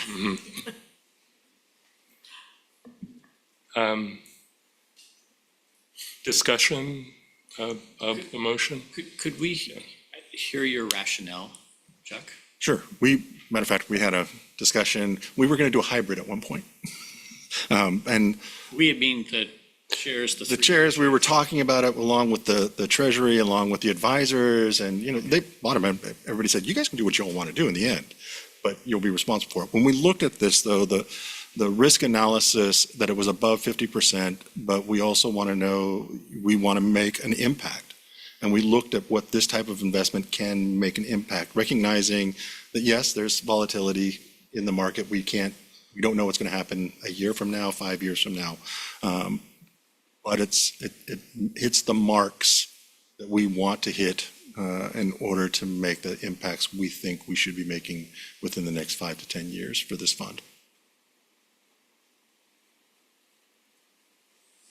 I guess no one else is jumping in here. I'll say that I agree with the rationale that we have things that we need. We know there are immediate needs, and there's an importance to having the investments in those needs be available. And I was struck looking at, as I was preparing for the meeting, of the difference between 70% and 50% likelihood, and thinking about that. If it was a decision that was locked in for 20 years, I might feel differently than if I were thinking of this on an iterative basis. And so with the notion of the commission, the board having the capacity to iterate on the investment policy with the expertise of a subcommittee or the Department of the State Treasurer's Office, I personally lean toward making an impact over the next couple of years while we get our feet under us and get a constituency that is dedicated and supported in supporting a fund that's not going to be just melded into the bigger picture, but is a standalone, impactful vehicle. So I understand the rationale, and when I think about, also the second thing I would think about is the fact that we don't have a single fund. We're very quickly going to move to, well, we're going to divide that amount in half, and then we're going to take the other half and we're going to divide that amount in half. And what is that figure? Where is it that you have diluted that enough that you decrease your purchasing power to have an impact in the early years? And so those things weighed with me, and I was leaning in the same direction you were without having discussed it. Thank you, Jeff. Ken? Thank you, Mr. Co-Chair. Couple of things here. I too well, first, I'm a non-voting member, just to remind everybody. So my job is to. We appreciate your perspective nonetheless. That's right. My job is to persuade you, not to You're very good at. say how I'm going to vote. But like Jeff, I think my instincts are get out of the blocks fast. And the reason for that is something that that's already been said, which is there are immediate needs, but also in my work at the legislature, where we have been distributing funds for various projects, early action saves money later. And you not only do what's right for the land and the animals and the people, but you're doing it in a thrifty way compared to waiting, because we all know how expensive things are going to be in the future. And one of the other components here that's important is I think the costs are going to increase, maybe faster than inflation. And certainly when you look at restoration work, it is very, very labor dependent. And that is a cost that we also need to watch as labor costs are going to increase too. So with those things in mind, and understanding that what we already believe and hold as a principle for some of our climate work is that some of the climate impacts that we are trying to adapt to and mitigate against are baked in until 2040, 2050. So, we can't count on our environment correcting itself somehow or getting better. It's going to be the way it is now and maybe worse. So early action in an aggressive way makes a lot of sense to me. Thank you, Mr. Chair. Yeah, appreciate that, Ken. Yes, Molly. I was just going to say, it's not every day that a college professor or a fisherman's daughter invests $500 million. So I do have questions. One is, how often will the council come back to revisit this decision? Like, is this the binding deciding vote at this point in time, or is part of this decision, this will be revisited annually, biannually? Yeah, I think that's probably, and maybe Nicole can help with this, something that we're going to have to decide as a council as we're developing our procedural rules for the council, how often we do it. The recommendation that we got from Treasury was that we revisit it every 3 to 5 years. It may be that we want to do it more often than that. Yes. It may be, the legislation does give us the ability of creating subcommittees, and one of them could be a finance subcommittee, and those subcommittees are not limited to just council members. Actually, that's where we could look to the outside for some expertise. We may want to get an annual report from that subcommittee, and that may guide what we want to do in the future. Is that something that would be tied to this vote, or just kind of a general understanding? Initially, part of the manager's initially it's a position. general understanding until we set up the management tools after this. Okay. But at least in my experience in this, that there's usually, well, we know that at a minimum, we'll do it either between 3 or 5 years. It's usually within 3 years. Mm-hmm. There's usually an annual update from the finance committee of how is this working? Is it still really working the way we want? And then we ask if any recommendations. Mm-hmm. And then the second kind of follow-up question is kind of that purchasing or perception around fiscal risk of around the corpus. And selecting something that has a median of 57% means, like the flip of a coin, odds are we'll have the corpus preserved. Is that kind of the normal standard of, do you try to find the minimum acceptable risk there, or not? I might ask Janine to help with that. Good question. Yeah, I'm sorry, Renine. Yeah. Sorry. If it was my bank Renine, account, I would want more than a flip of a Yeah, coin. yeah. I mean, what we heard from Eon was that something above 50% should allow us to sleep at night. Yeah.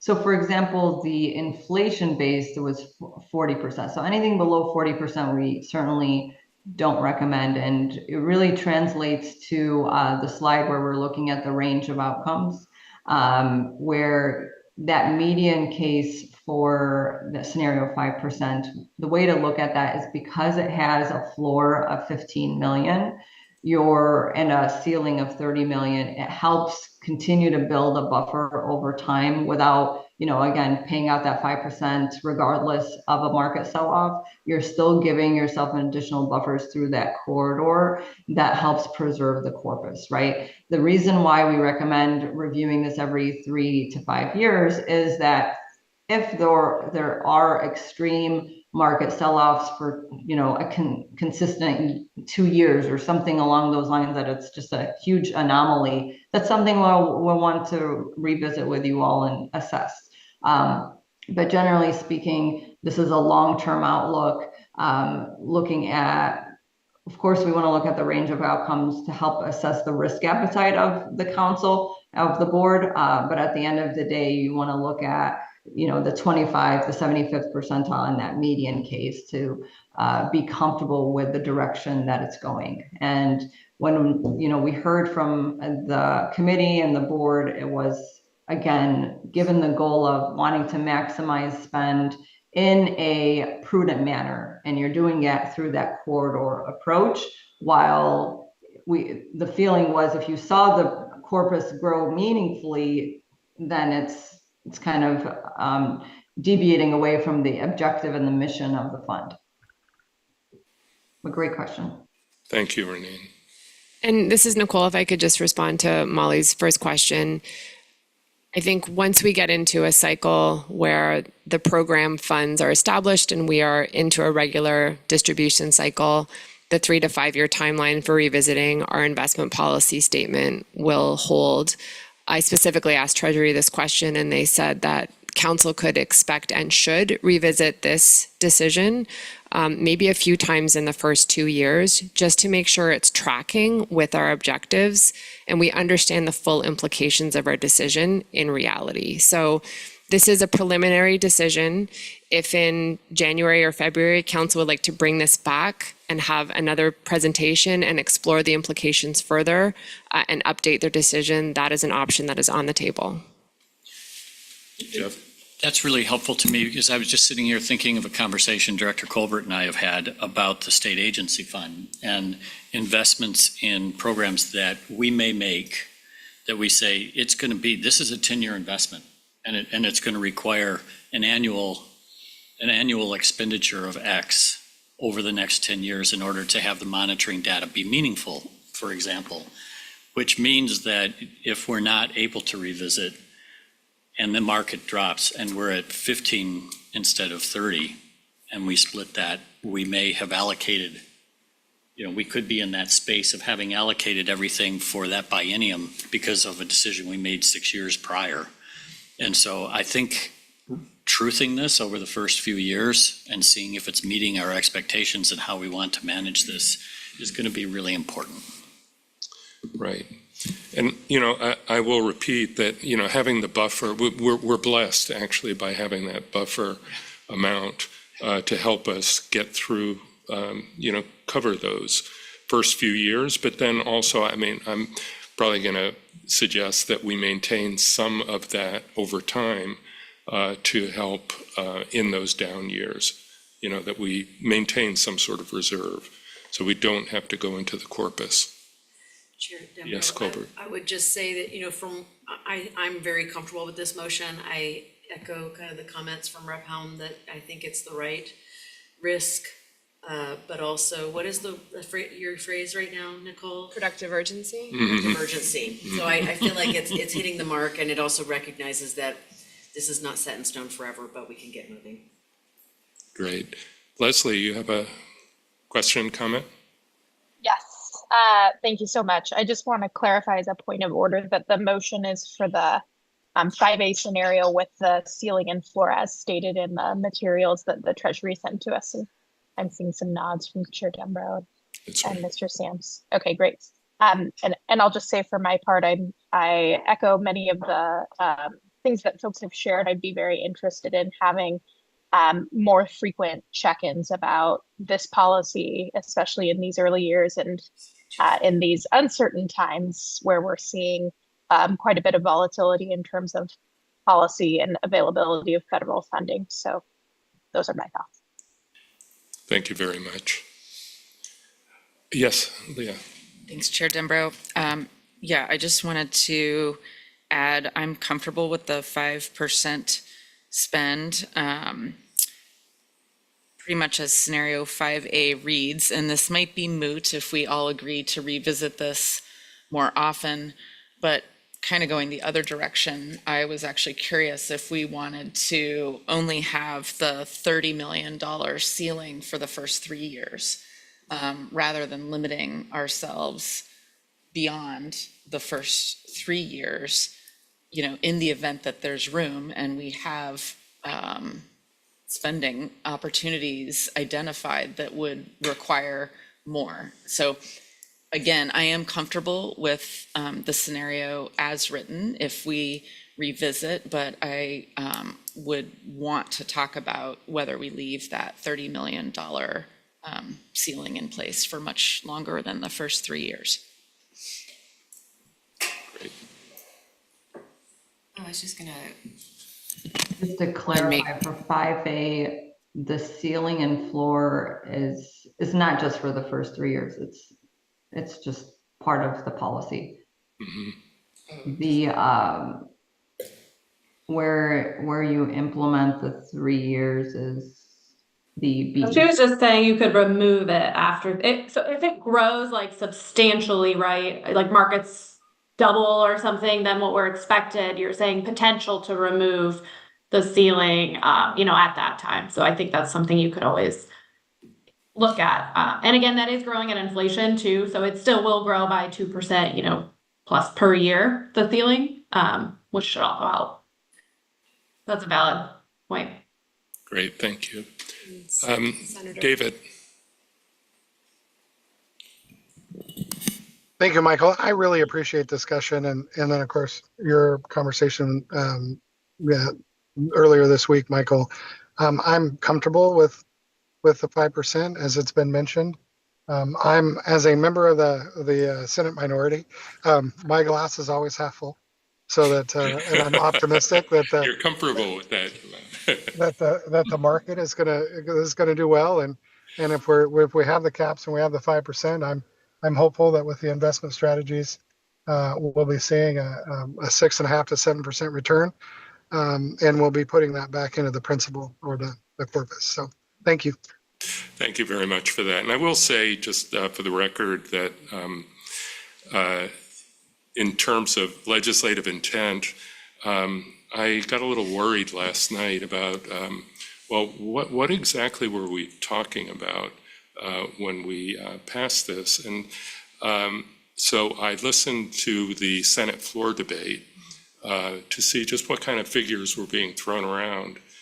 And I heard the senator from Senate District 1 throw out the figure $30 million a year is what we were looking at. And so there it is, David. It's meant to be.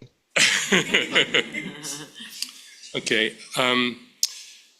Seeing no further discussion, I think we're ready for a vote. And those of you who are online, if you could turn your cameras on for the vote, that would be great. And how are we going to do this? Are we going to do it roll call or? It's up to you, yeah. Dealer's choice. Okay. And can you remind the voting procedure of a simple majority? We need a simple majority for passage. I think I would prefer a roll call if we could do that. So, Claire, are you going to call the roll?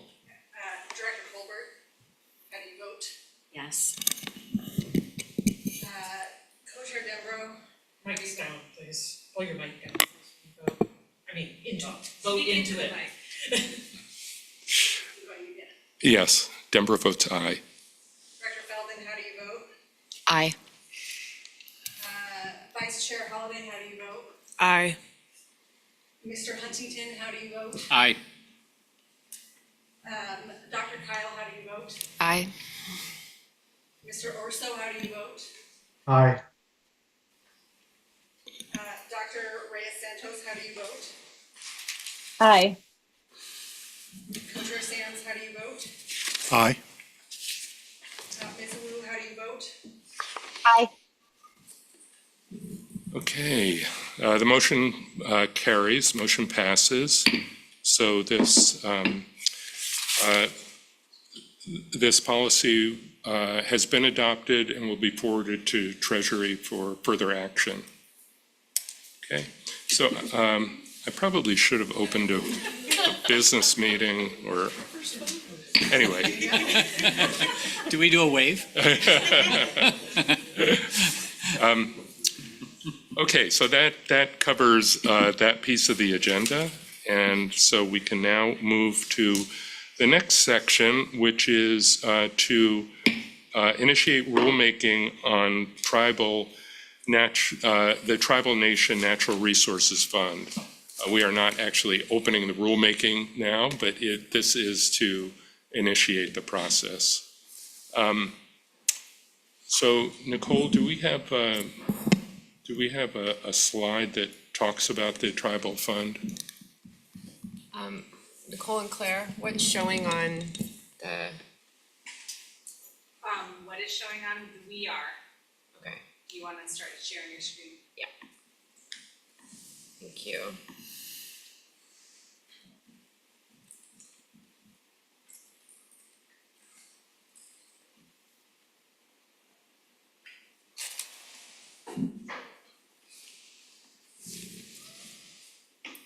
Okay. So, the tribal fund is different than the others in that the proceeds of the fund, according to Senate Bill 1561, go to the tribes, the 9 recognized tribes in equal amounts. That's laid out in the statute. And of course, these are going to sovereign nations, which have sovereignty over the distribution of the funds. And what that means is that the rulemaking process for that is a little simpler than it will be for the other 2 funds. And my co-chair and vice chair, we agreed that it makes sense to move forward with that one first, so that we can start getting those funds out the door to the tribes ASAP while we're working on the rules for the other funds. And I think, you saw from Nicole's slide earlier, the timeline slide, that our assumption at this point is that we would do that one first, and then the state agency fund, and then finally the impacted communities fund. That's the one that will probably take the most outreach and require the most outreach and rulemaking. But if we are to move forward first with the tribal fund, we need to get that rulemaking process started. And that takes a vote of the council to authorize that. So, what you see on the slide that's in front of you is the, first of all, the Senate Bill 1561 calls for biennial payments, which will come from our fiscal agent, which is OEB, for expenses consistent with the settlement terms to the tribes. And the specifics of that need to be laid out through rule. And that process, actually the process of engagement with the tribes around this has actually already been underway. Nicole and staff have been meeting with the tribes, as you'll see on the slide, starting last February and continuing till last month. And I think actually maybe until yesterday, wasn't that the summit for the tribal summit? Yeah. Seeking input from the tribes in order to lay the groundwork for the rulemaking to begin. What is being proposed here, if it's agreeable to you all, is that over the next 2 months, draft rules will be developed and conversations will happen with feedback from the tribes.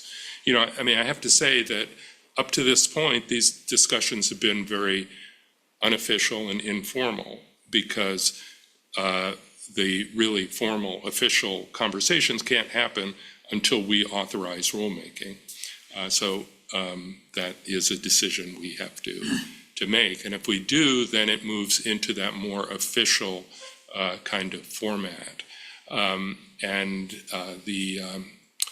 The process is, you can see this more easily, that the council, I think in our next meeting, we will review these draft rules and give guidance to staff around them. The tribes will be managing their internal process for sign-off.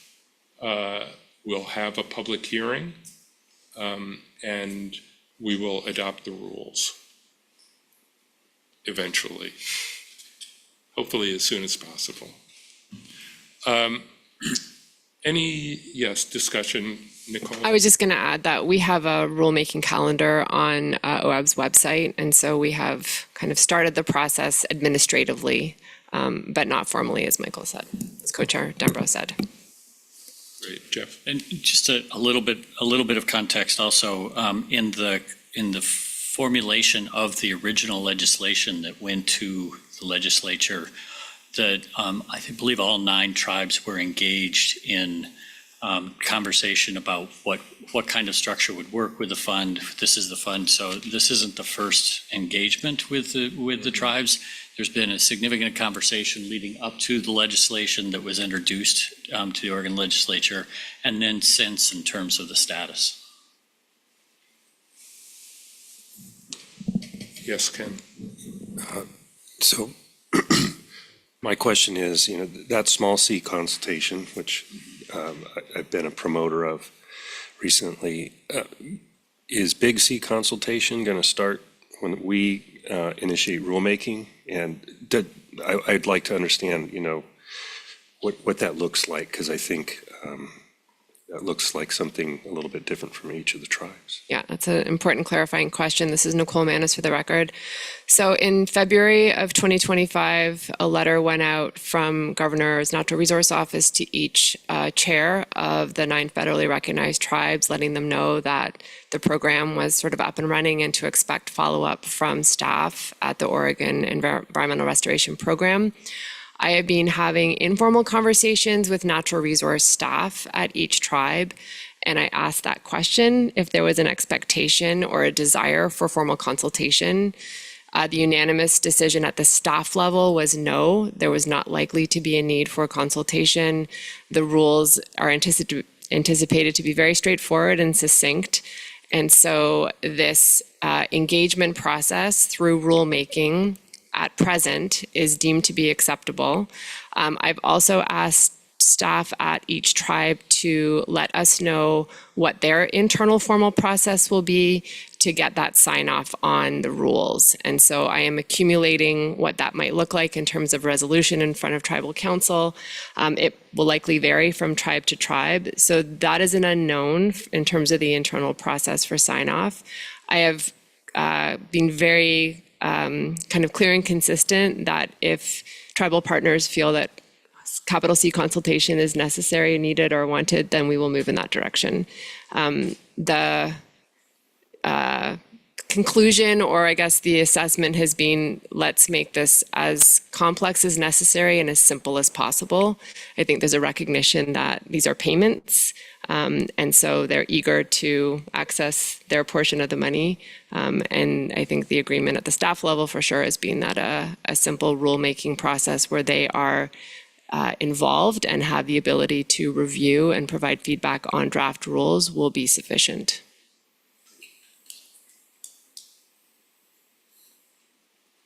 Any other questions, colleagues, or comments? Okay, do we have a slide for the motion? Chuck, would you do this? Thank you, Mr. Chair. I move that the Oregon Environmental Restoration Council initiate rulemaking for the Tribal Nation Natural Resources Program Fund. Chair Dembro, I would second. Okay, the motion has been made and seconded. Any further discussion or questions for the record? Okay, then let's move to a vote. Claire, would you please call the roll? Director Colbert, Yes. Co-Chair Dembro, Aye. Director Feldman, Aye. Vice Chair Holliday, Aye. Mr. Huntington, Aye. Dr. Kyle, Aye. Mr. Orso, Aye. Dr. Reyes Santos, Aye. Co-Chair Sams, Aye. and Ms. Wu. Aye. Okay, motion carries. The rulemaking process will begin. Okay, so I'll close that item from the agenda, and that moves us to our final item. And just for the record, we're about a half hour ahead of time. Good job. So, really growing an appreciation of this council. Chair Dimbro, I have to excuse myself for another meeting that was an obligation that was already on the books, so I'm going to duck out here, but thank you, and amazing staff work to pull this together. I want to recognize that before I leave. Thank you. Yes. Okay, so we are seeking a date for our next meeting sometime in December. And so stay tuned for that.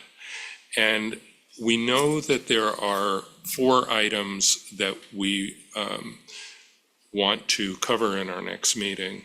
But I do want to say that if any of you have ideas for agenda items that you would like us to consider, please do send them to Nicole, and we'll try to fit them in.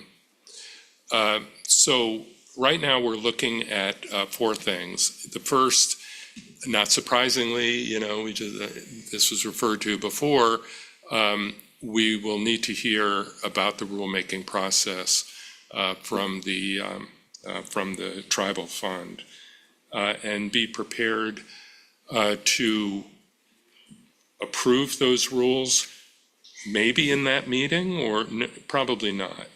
Probably not. I think it would be an update with our progress so far.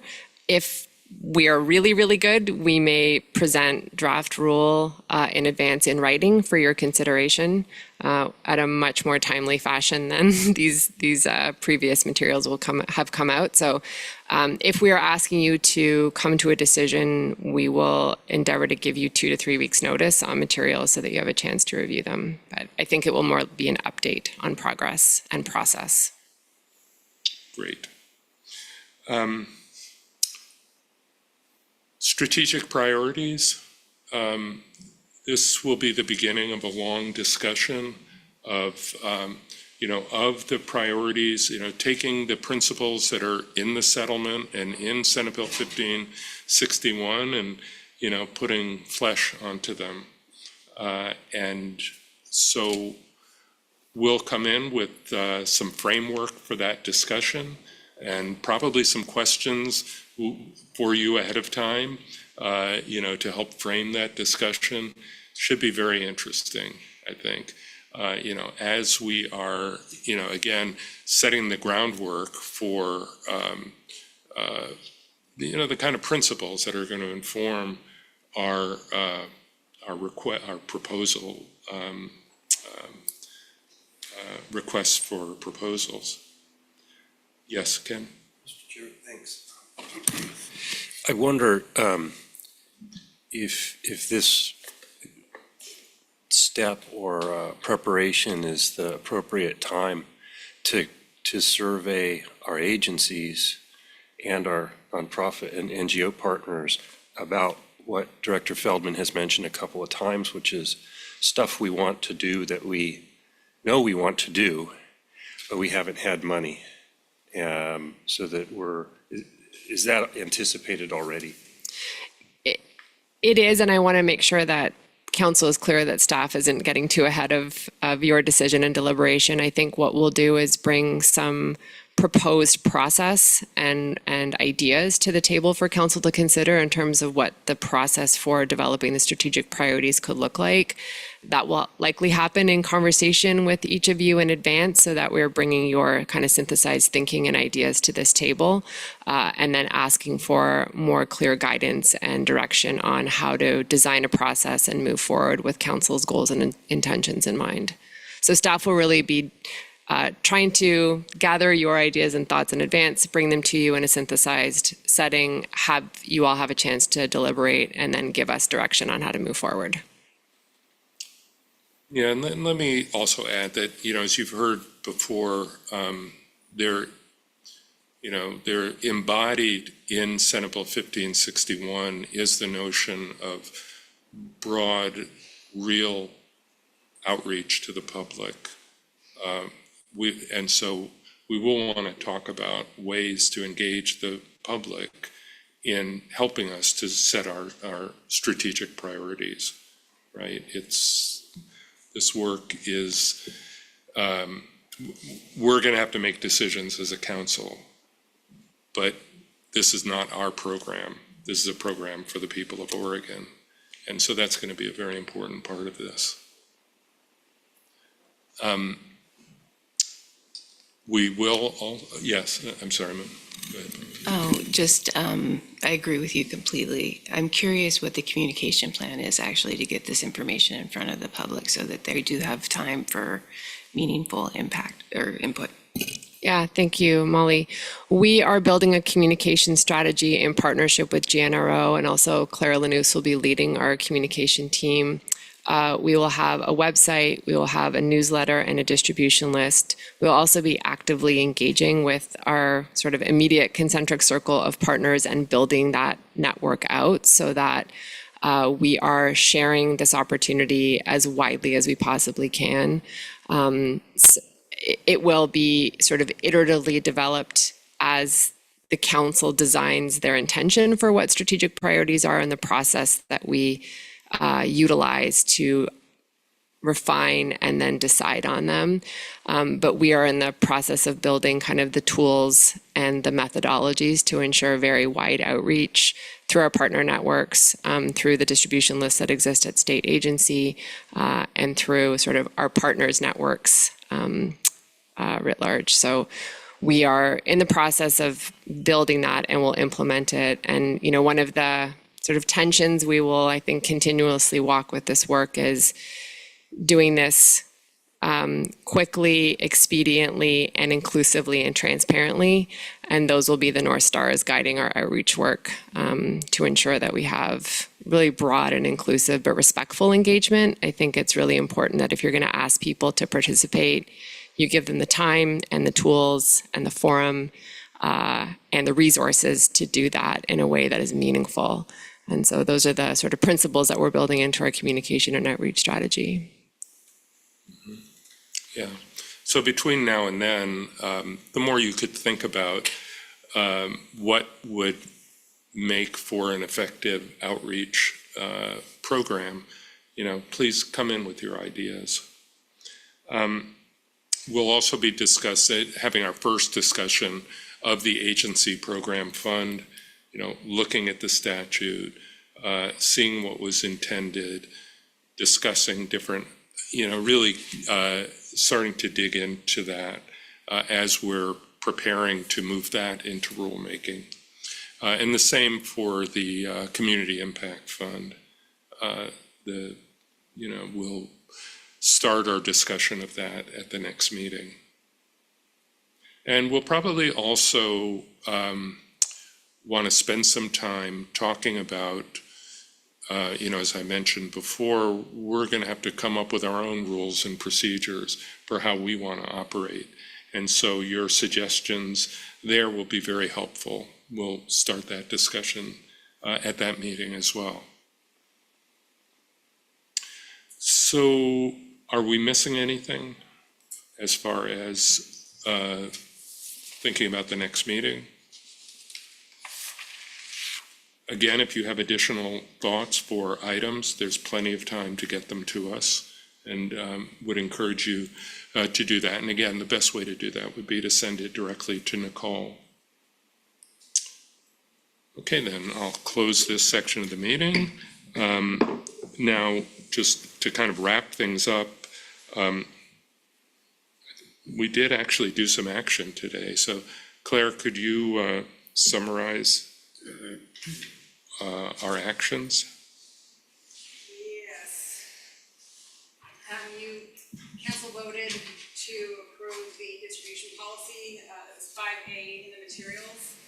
And so that will be sent to Treasury for them to pass on to the Oregon Investment Commission. Thank you. And then also you voted to initiate the Tribal Natural Resources Fund rulemaking, so that so staff can get going on that.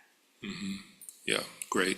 And yeah, I realize, since you reminded me, yeah, we did vote to approve that distribution investment, and we'll want to report on that at the next meeting as well. how Treasury is, how the presentation to Oregon Investment Council went and how that's all proceeding. Great. Before you adjourn the meeting, I just want to remind everybody that the meeting materials, including the recording of this meeting, will be posted on a website. And so that link will go out once it's ready. And we will share the slides from this discussion as well. And we'll have our contact information on there if anyone would like to follow up with us, with staff directly. And again, where do people go to find that information? OregonERF.org. Okay, great. And Claire, what is going to be the process for setting the next meeting?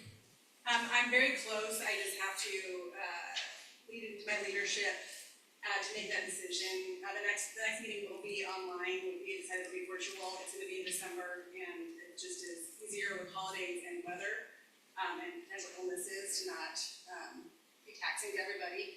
So I hope to have that set by the end of this, I guess today, and striving to get that date set. Okay, great. The statute calls for us to meet at least once a year. But I think we're envisioning probably once every 2 months, I think. Sorry, Leah. Thanks for adding that, Chair Dembro. Just one, it's a bit of a go back, I apologize, but just on the, for the next meeting, when we go over the status and update on the tribal fund, I'm sure you would include in the update kind of how the engagement's going, but I would specifically want to make sure that, once the tribes are aware of the decision we made today in terms of the distribution policy, that if there's any, questions or more information that they would like perhaps from Treasury, or, that there's an opportunity to do that. I think everybody has the joint interest in getting that fund allocated as soon as possible, but I also don't want to be on an artificial timeline, if they have questions. So just understanding, the comfort level of us proceeding, or if there's any recommendations for an altered timeline to ensure that everybody gets the information they need would be great. Thank you, Dr. Feldon. We'll bring that information to council. Okay, then, colleagues, thank you. I think we're ready to adjourn. If no one has anything else for the good of the order? Okay, seeing none. Those of you who are online, thank you. Thank you for your attention. And I know it's hard often to do these meetings remotely, but just know that next time we'll all be in that position because the meeting will be virtual. Until then, please take care, and we are adjourned.